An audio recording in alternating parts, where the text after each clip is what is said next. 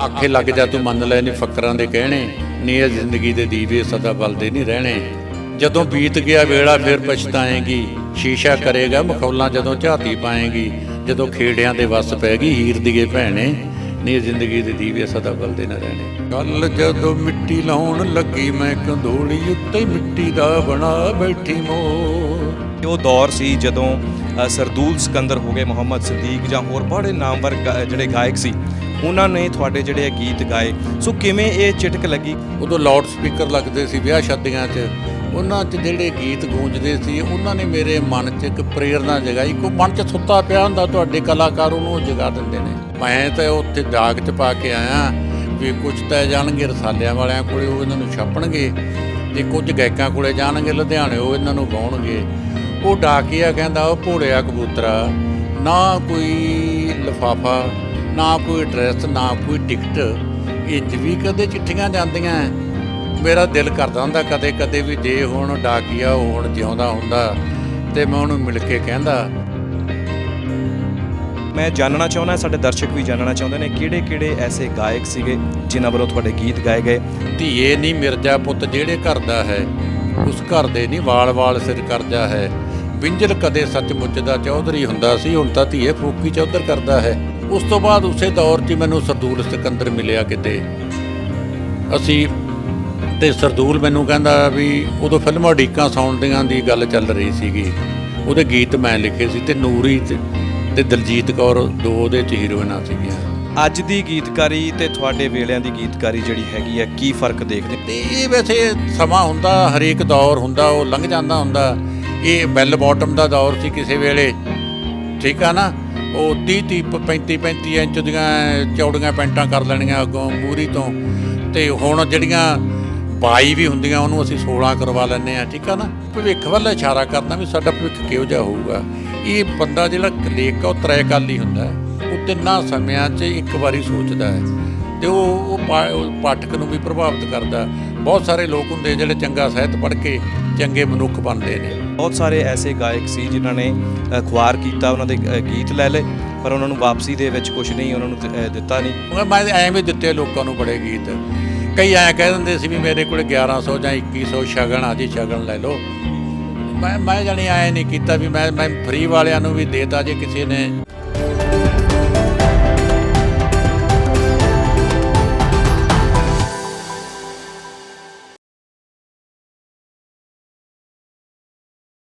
ਸਤਿ ਸ਼੍ਰੀ ਅਕਾਲ ਪਿਆਰੇ ਦਰਸ਼ਕੋ, ਤੁਸੀਂ ਦੇਖ ਰਹੇ ਹੋ ਪ੍ਰਾਈਡ ਪੰਜਾਬ ਟੀਵੀ। ਅੱਜ ਇੱਕ ਐਸੀ ਸ਼ਖਸੀਅਤ ਦੇ ਨਾਲ ਤੁਹਾਨੂੰ ਰੂਬਰੂ ਕਰਵਾਉਣ ਜਾ ਰਹੇ ਹਾਂ ਜਿਨ੍ਹਾਂ ਦੇ ਗੀਤ ਜਾਂ ਫਿਰ ਕਿਤਾਬਾਂ ਦੀ ਗੱਲ ਕਰੀਏ ਤਾਂ ਉਹ ਬਹੁਤ ਜ਼ਿਆਦਾ ਮਕਬੂਲ ਹੋਏ ਅਤੇ ਅੱਜ ਵੀ ਹੋ ਰਹੇ ਨੇ। ਇੱਕ ਐਸਾ ਨਾਮ ਜਦੋਂ ਗੀਤਕਾਰੀ ਦਾ ਦੌਰ 80ਵੇਂ ਜਾਂ 90ਵੇਂ ਉਸ ਵੇਲੇ ਦੇ ਜਿਹੜੇ ਗਾਇਕ ਸੀ, ਜਿਨ੍ਹਾਂ ਨੂੰ ਸੁਣ ਕੇ ਰੂਹ ਖੁਸ਼ ਹੋ ਜਾਂਦੀ ਸੀ, ਕਿਉਂਕਿ ਉਹਨਾਂ ਦੇ ਗੀਤਾਂ ਦੇ ਬੋਲ ਜਿਹੜੇ ਹੁੰਦੇ ਸੀ ਉਹ ਇਹਨਾਂ ਦੇ ਲਿਖੇ ਹੁੰਦੇ ਸੀ। ਯਾਨੀ ਕਿ ਜਦੋਂ ਕੋਈ ਗਾਇਕ ਗੀਤ ਗਾਉਂਦਾ, ਆਵਾਜ਼ ਭਾਵੇਂ ਉਹਦੀ ਹੁੰਦੀ ਹੈ, ਪਰ ਜਿਹੜੇ ਬੋਲ ਹੁੰਦੇ ਨੇ ਜ਼ਿਆਦਾ ਜਾਦੂਗਰੀ ਜਿਹੜੀ ਆ ਉਹਨਾਂ ਬੋਲਾਂ ਦੀ ਹੁੰਦੀ ਹੈ। ਸੋ ਇੱਕ ਐਸੇ ਗੀਤਕਾਰ, ਬਹੁਪੱਖੀ ਲੇਖਕ ਜਿਨ੍ਹਾਂ ਨੇ ਕਿਉਂਕਿ ਕਿਤਾਬਾਂ ਵੀ ਲਿਖੀਆਂ, ਨਾਵਲ ਵੀ ਲਿਖੇ ਨੇ, ਧਰਮ ਕੰਮਿਆਣਾ ਜੀ। ਅੱਜ ਉਹਨਾਂ ਦੇ ਕੋਲ ਉਹਨਾਂ ਦੇ ਜਿਹੜੇ ਗ੍ਰਹਿ ਵਿਖੇ ਪਹੁੰਚੇ ਹੋਏ ਆ, ਸਾਡੀ ਟੀਮ ਪਹੁੰਚੀ ਹੋਈ ਹੈ, ਖਾਸ ਮੁਲਾਕਾਤ ਕਰਾਂਗੇ। ਪਰ ਸਭ ਤੋਂ ਪਹਿਲਾਂ ਉਹਨਾਂ ਨੂੰ ਜੀ ਆਇਆਂ ਨੂੰ ਕਹਿਣਾ ਇਸ ਪ੍ਰੋਗਰਾਮ ਦੇ ਵਿੱਚ, ਤੇ ਫਿਰ ਗੱਲਬਾਤ ਕਰਾਂਗੇ। ਬਾਈ ਜੀ, ਸਭ ਤੋਂ ਪਹਿਲਾਂ ਸਤਿ ਸ਼੍ਰੀ ਅਕਾਲ ਅਤੇ ਜੀ ਆਇਆਂ। ਤੁਹਾਡਾ ਬਹੁਤ ਬਹੁਤ ਧੰਨਵਾਦ ਜੀ। ਮੈਂ ਪ੍ਰਾਈਡ ਟੀਵੀ ਦੀ ਟੀਮ ਨੂੰ ਜੀ ਆਇਆਂ ਕਹਿੰਦਾ, ਅਤੇ ਤੁਸੀਂ ਪੰਜਾਬੀ ਸੱਭਿਆਚਾਰ ਅਤੇ ਸਾਹਿਤ ਨੂੰ, ਸੰਗੀਤ ਨੂੰ ਪ੍ਰਫੁੱਲਤ ਕਰਨ ਲਈ ਜੋ ਮੁੱਲਵਾਨ ਉਪਰਾਲੇ ਕਰਦੇ ਹੋ, ਮੈਂ ਇਹਨਾਂ ਦੀ ਸ਼ਲਾਘਾ ਕਰਦਾ। ਬਹੁਤ ਧੰਨਵਾਦ ਜੀ ਤੁਹਾਡਾ। ਤੇ ਜਿਹੜੀ ਆਪਾਂ ਗੱਲਬਾਤ ਅੱਜ ਸ਼ੁਰੂ ਕਰਨੀ ਹੈ ਕਿ ਉਹ ਦੌਰ ਸੀ ਜਦੋਂ ਸਰਦੂਲ ਸਿਕੰਦਰ ਹੋ ਗਏ, ਮੁਹੰਮਦ ਸਦੀਕ ਜਾਂ ਹੋਰ ਬੜੇ ਨਾਮਵਰ ਜਿਹੜੇ ਗਾਇਕ ਸੀ, ਉਹਨਾਂ ਨੇ ਤੁਹਾਡੇ ਜਿਹੜੇ ਗੀਤ ਗਾਏ। ਸੋ ਕਿਵੇਂ ਇਹ ਚਿਟਕ ਲੱਗੀ ਕਿ ਗੀਤ ਲਿਖੇ ਜਾਣ? ਕਿਉਂਕਿ ਤੁਸੀਂ ਪਹਿਲਾਂ ਦੱਸਿਆ ਸੀ ਇੰਟਰਵਿਊ ਤੋਂ ਕਿ ਤੁਹਾਡੀਆਂ ਕਿਤਾਬਾਂ ਉਦੋਂ ਆ ਚੁੱਕੀਆਂ ਸੀ, ਉਸ ਤੋਂ ਬਾਅਦ ਤੁਸੀਂ ਗੀਤਕਾਰੀ ਵਾਲੇ ਪਾਸੇ ਜਿਹੜੇ ਗਏ ਹੋ। ਸੋ ਕਿਵੇਂ ਤੁਹਾਨੂੰ ਲੱਗਿਆ ਕਿ ਮੈਨੂੰ ਗੀਤ ਲਿਖਣੇ ਚਾਹੀਦੇ ਨੇ? ਨਹੀਂ, ਮੁੱਢਲੇ ਰੂਪ 'ਚ ਮੈਨੂੰ ਗੀਤ ਨੇ ਹੀ ਪ੍ਰਭਾਵਿਤ ਕੀਤਾ। ਚਾਹੇ ਮੇਰੀਆਂ ਕਿਤਾਬਾਂ ਉਹ ਕਵਿਤਾ ਦੀਆਂ ਸੀਗੀਆਂ, ਪਰ ਜਿਹੜੇ ਗੀਤ ਜਦੋਂ ਨਾ ਉਦੋਂ ਲਾਊਡ ਸਪੀਕਰ ਲੱਗਦੇ ਸੀ ਵਿਆਹ ਸ਼ਾਦੀਆਂ 'ਚ, ਉਹਨਾਂ 'ਚ ਜਿਹੜੇ ਗੀਤ ਗੂੰਜਦੇ ਸੀ ਉਹਨਾਂ ਨੇ ਮੇਰੇ ਮਨ 'ਚ ਇੱਕ ਪ੍ਰੇਰਨਾ ਜਗਾਈ। ਕੋਈ ਮਨ 'ਚ ਸੁੱਤਾ ਪਿਆ ਹੁੰਦਾ ਤੁਹਾਡੇ ਕਲਾਕਾਰ ਉਹਨੂੰ ਜਗਾ ਦਿੰਦੇ ਨੇ। ਅਤੇ ਮੈਂ ਅਜੇ ਪਹਿਲੀ ਜਮਾਤ 'ਚ ਹੀ ਕਹਿ ਲਓ ਪੜ੍ਹਦਾ ਸੀ ਤੇ ਅਜੇ ਮਾੜੀ ਮੋਟੀ ਪੰਜਾਬੀ ਲਿਖਣੀ ਸਿੱਖੀ ਹੋਵੇਗੀ। ਤੇ ਮੈਂ ਨਾ ਇੱਕ ਕਾਗਜ਼ ਕਾਪੀ ਲਈ, ਉਹਦੇ ਉੱਪਰ ਕੁਝ ਝਰੀਟ ਕੇ ਤੇ ਉਹ ਸਾਰੇ ਕਾਗਜ਼ ਮੇਰੇ ਸਕੂਲ ਦੇ ਨਾਲ ਹੀ ਇੱਕ ਗਾਂਧੀ ਗਰਾਊਂਡ ਸੀ, ਇੱਕ ਬਿਲਡਿੰਗ ਜਿਹਦੇ ਵਿੱਚ ਡਾਕ ਘਰ ਸੀ ਪਿੰਡ ਦਾ। ਮੈਂ ਉਹ ਡਾਕ ਦਾ ਜਿਹੜਾ ਲੈਟਰ ਬਾਕਸ ਸੀਗਾ ਉਹਦੇ 'ਚੋਂ ਸਾਰੇ ਕਾਗਜ਼ ਮਰੋੜ ਕੇ ਸਿੱਟਿਆ ਆ। ਤੜਕੇ ਡਾਕੀਏ ਨੇ ਵੇਖਿਆ ਵੀ ਆਹ ਕੀ ਕਿਸੇ ਨੇ ਸ਼ਰਾਰਤ ਕੀਤੀ ਆ। ਉਹ ਮੈਨੂੰ ਹੋਰ ਤਾਂ ਬੇਸ਼ੱਕ ਕੋਈ ਵਧੀਆ ਨਾਂ ਲਿਖਣਾ ਆਉਂਦਾ ਹੋਵੇ, ਉਦੋਂ ਪੰਜਾਬੀ 'ਚ ਆਪਦਾ ਨਾਂ ਤਾਂ ਲਿਖਦਾ ਹੀ ਸੀ।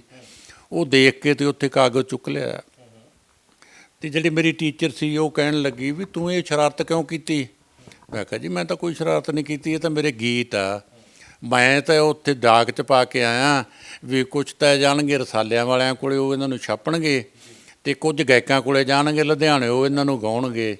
ਉਹ ਡਾਕੀਆ ਕਹਿੰਦਾ ਉਹ ਭੋਲਿਆ ਕਬੂਤਰਾ, ਨਾ ਕੋਈ ਲਿਫਾਫਾ, ਨਾ ਕੋਈ ਐਡਰੈਸ, ਨਾ ਕੋਈ ਟਿਕਟ, ਇੰਜ ਵੀ ਕਦੇ ਚਿੱਠੀਆਂ ਜਾਂਦੀਆਂ। ਮੇਰਾ ਦਿਲ ਕਰਦਾ ਹੁੰਦਾ ਕਦੇ ਕਦੇ ਵੀ ਜੇ ਹੁਣ ਡਾਕੀਆ ਉਹ ਹੁਣ ਜਿਉਂਦਾ ਹੁੰਦਾ ਤੇ ਮੈਂ ਉਹਨੂੰ ਮਿਲ ਕੇ ਕਹਿੰਦਾ ਵੀ ਗੀਤਾਂ ਦੀਆਂ ਚਿੱਠੀਆਂ ਬਿਨ ਸਰਨਾਮੇ, ਬਿਨ ਲਿਫਾਫੇ, ਬਿਨ ਡਾਕ ਟਿਕਟ ਤੋਂ ਵੀ ਆਪਣਾ ਸਫ਼ਰ ਇੱਕ ਦਿਨ ਤੈਅ ਕਰ ਲੈਂਦੀਆਂ। ਸੋ ਕਰੇਜ਼ ਤੁਹਾਡੇ ਅੰਦਰ ਜਿਹੜਾ ਹੈਗਾ ਉਹ ਪੈਦਾ ਹੋਇਆ ਤੇ ਤੁਸੀਂ ਇਸ ਤਰੀਕੇ ਦੇ ਨਾਲ ਸੋਚਿਆ ਕਿ ਆਪਾਂ ਜਿਹੜੇ ਗਾਇਕ ਵੀ ਹੈਗੇ ਆ ਜਾਂ ਹੋਰ ਜਿਨ੍ਹਾਂ ਤੱਕ ਮੇਰੇ ਗੀਤ, ਜਿਹੜੀਆਂ ਰਚਨਾਵਾਂ ਮੇਰੀਆਂ ਪਹੁੰਚਣ। ਸੋ ਉਸ ਵੇਲੇ ਜਦੋਂ ਤੁਸੀਂ ਮਕਬੂਲ ਹੋਏ ਆਪਣੇ ਗੀਤਾਂ ਦੇ ਰਾਹੀਂ, ਮੈਂ ਜਾਣਨਾ ਚਾਹੁੰਦਾ, ਸਾਡੇ ਦਰਸ਼ਕ ਵੀ ਜਾਣਨਾ ਚਾਹੁੰਦੇ ਨੇ, ਕਿਹੜੇ ਕਿਹੜੇ ਐਸੇ ਗਾਇਕ ਸੀਗੇ ਜਿਨ੍ਹਾਂ ਵੱਲੋਂ ਤੁਹਾਡੇ ਗੀਤ ਗਾਏ ਗਏ ਤੇ ਕੁਛ ਕੁ ਐਸੇ ਮਕਬੂਲ ਗੀਤ ਸਾਡੇ ਦਰਸ਼ਕਾਂ ਦੇ ਨਾਲ ਉਹਨਾਂ ਦੇ ਬੋਲ ਕੁਛ ਸਾਂਝੇ ਕਰ ਸਕਦੇ ਹੋ? ਮੈਂ ਗੀਤਾਂ ਦੀ ਗੱਲ ਕਰਨ ਦੇ ਨਾਲ ਨਾਲ ਪਹਿਲਾਂ ਨਾ ਇੱਕ ਦੀ ਥੋੜ੍ਹੀ ਭੂਮਿਕਾ ਤੁਹਾਨੂੰ ਬਣ ਦਿੰਦਾ ਹੈ। ਮੈਂ ਮੈਟ੍ਰਿਕ ਤੋਂ ਬਾਅਦ ਗਿਆਨੀ ਕੀਤੀ ਸੀ। ਗਿਆਨੀ ਕੀਤੀ ਤੇ ਗਿਆਨੀ ਕਰਦਿਆਂ ਬਹੁਤ ਸਾਰਾ ਪੰਜਾਬੀ ਸਾਹਿਤ ਪੜ੍ਹਿਆ।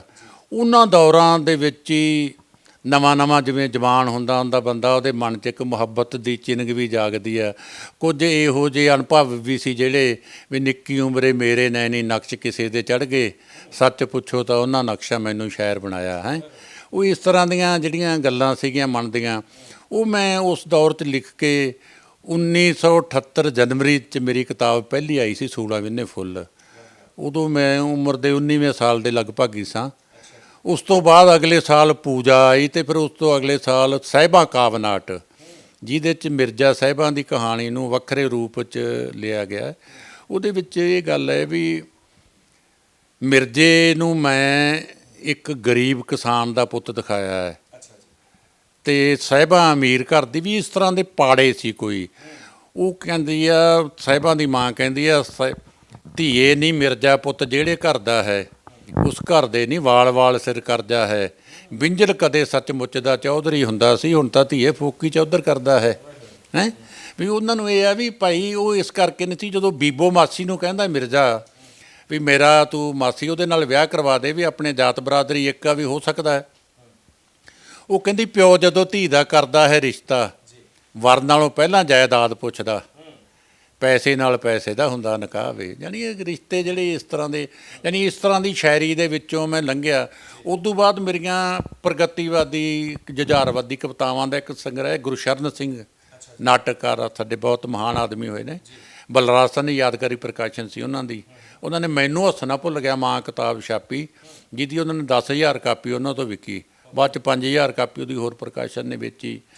ਅਤੇ ਉਹਦੇ ਵਿੱਚ ਮੈਂ ਫਿਰ ਨਾ ਉਦੋਂ ਤੱਕ ਸਮਝਣ ਲੱਗ ਪਿਆ ਸੀ ਕਿ ਮੈਂ ਮੰਨਦਾ ਹਾਂ ਕਿ ਇਸ਼ਕ ਵਿੱਚ ਹਾਰ ਜਾਣਾ ਬੜੀ ਵੱਡੀ ਨਮੋਸ਼ੀ ਹੈ, ਪਰ ਇਸ਼ਕ ਵਿੱਚ ਮੈਂ ਨਹੀਂ, ਮੇਰੀ ਜਮਾਤ ਦਾ ਸੱਚ ਹਰਿਆ ਸੀ। ਸੁਨਹਿਰੀ ਦੈਂਤ ਨੇ ਮੇਰੀਆਂ ਹਸਰਤਾਂ ਨੂੰ ਕਤਲ ਕਰਿਆ ਸੀ। ਕਿਉਂਕਿ ਪੈਸੇ ਦਾ ਯੁੱਗ ਹੈ, ਠੀਕ ਆ ਨਾ, ਅਤੇ ਪੈਸੇ ਦੇ ਨਾਲ ਹੀ ਸਾਰਾ ਕੁਛ, ਜਿਵੇਂ ਮਿਰਜ਼ਾ ਸਾਹਿਬਾਂ ਦੀ ਕਹਾਣੀ 'ਚ ਵੀ ਮੈਂ ਲਿਆਂਦਾ। ਅਤੇ ਜੇ ਉਹ ਇਸ ਤਰ੍ਹਾਂ ਦੀਆਂ ਗੱਲਾਂ ਨਾ ਹੋਣ ਅਤੇ ਪਾੜੇ ਨਾ ਹੋਣ ਤਾਂ ਕਦੇ ਪ੍ਰੋਬਲਮ ਆਉਂਦੀ ਨਹੀਂ। ਅਤੇ ਉਹ ਮੇਰੇ ਦੌਰ 'ਚ ਤਾਂ ਕੁੜੀਆਂ ਕਈ ਵਾਰੀ ਇਸ ਤਰ੍ਹਾਂ ਦੇ ਇਸ਼ਕ ਵੀ ਕਰਦੀਆਂ ਸੀ ਵੀ ਇਹ ਮੁੰਡਾ ਫਲਾਣੇ ਗੋਤ ਦਾ, ਸਾਡਾ ਗੋਤ ਆ ਹੈ, ਇਹਨਾਂ ਕੋਲ ਇੰਨੀ ਕੁ ਪੈਲੀ ਆ ਵੀ ਕੋਈ ਰੌਲਾ ਨਹੀਂ ਪਏਗਾ। ਇਸ ਤਰ੍ਹਾਂ ਦੀਆਂ ਐਡਜਸਟਮੈਂਟਾਂ ਵੀ ਹੋ ਜਾਂਦੀਆਂ ਸੀ। ਅਤੇ ਜਿਹੜੇ ਕਈ ਬੜੇ ਸੋਹਣੇ ਸੁਨੱਖੇ ਮੁੰਡੇ ਹੁੰਦੇ ਸੀ, ਜਿਨ੍ਹਾਂ 'ਚ ਬੜੇ ਗੁਣ ਵੀ ਹੁੰਦੇ ਸੀ, ਪਰ ਉਹ ਜਾਂ ਤਾਂ ਕੋਈ ਉਸ ਤਰ੍ਹਾਂ ਦੀ ਜਾਤ ਬਰਾਦਰੀ 'ਚ ਹੁੰਦੇ ਸੀ ਜਿਨ੍ਹਾਂ ਨੂੰ ਐਵੇਂ ਸਾਡੇ ਲੋਕ ਛੋਟੀ ਜਾਤ ਕਹਿ ਦਿੰਦੇ ਨੇ, ਗਰੀਬ ਹੁੰਦੇ ਸੀ, ਅਤੇ ਉਹਨਾਂ ਵੱਲ ਕਦੇ ਕਿਸੇ ਦਾ ਧਿਆਨ ਹੀ ਨਹੀਂ ਹੁੰਦਾ ਸੀਗਾ। ਚਲੋ ਮੈਂ ਨਾਂ ਨਹੀਂ ਲੈਂਦਾ ਕਿ ਕਈਆਂ ਮੇਰੇ ਸਾਹਮਣੇ ਉਦਾਹਰਨਾਂ ਬੜੀਆਂ ਹੈਗੀਆਂ ਨੇ। ਜਿਹੜੀ ਉਹ ਗੀਤ ਗਾਇਕੀ ਵਾਲੀ ਗੱਲ ਆ, ਇਸੇ ਦੌਰ 'ਚ ਹੀ ਮੇਰਾ ਮੇਲ ਦਿਲਸ਼ਾਦ ਅਖਤਰ ਨਾਲ ਹੋਇਆ ਸੀ। ਹਾਂ, ਦਿਲਸ਼ਾਦ ਅਖਤਰ ਉਹਦਾ ਭਰਾ ਸੀ, ਗੁਰਾਂ ਦਿੱਤਾ ਹੈਗਾ ਅੱਜ ਵੀ। ਗੁਰਾਂ ਦਿੱਤਾ ਉਦੋਂ B.Ed ਕਰਦਾ ਸੀ ਫਰੀਦਕੋਟ, ਅਤੇ ਉਹ ਮੈਨੂੰ ਮਿਲਿਆ ਕਿਤੇ, ਕੁਦਰਤੀ ਸਾਡਾ ਮੇਲ ਹੋ ਗਿਆ।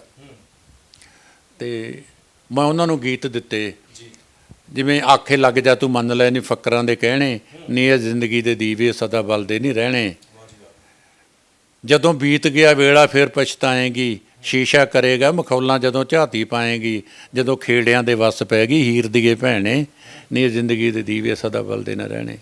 ਇੱਕ ਗੀਤ ਹੋਰ ਸੀ, ਦਿਲ ਫੜ ਕੇ ਬਗਾਨਾ ਪੁੱਤ ਬਹਿ ਗਿਆ ਜਦੋਂ ਦਾ ਤੇਰਾ ਮੁੱਖ ਵਿਖਿਆ, ਤੇਰੀ ਤੋਰ ਵਿੱਚ ਵਸਦੀ ਏ ਸਾਦਗੀ ਨਹੀਂ ਹਾਲੀਆਂ ਦੀ ਹੇਕ ਵਰਗੀ, ਤੇਰੇ ਮੱਥੇ ਉੱਤੇ ਖੇਡਦੀ ਏ ਸ਼ੈ ਕੋਈ ਸੂਰਜ ਦੇ ਸੇਕ ਵਰਗੀ, ਤੇਰਾ ਚੇਤਾ ਮੇਰੇ ਹੱਡਾਂ ਵਿੱਚ ਲੈ ਗਿਆ ਜਦੋਂ ਦਾ ਤੇਰਾ ਮੁੱਖ ਵੇਖਿਆ।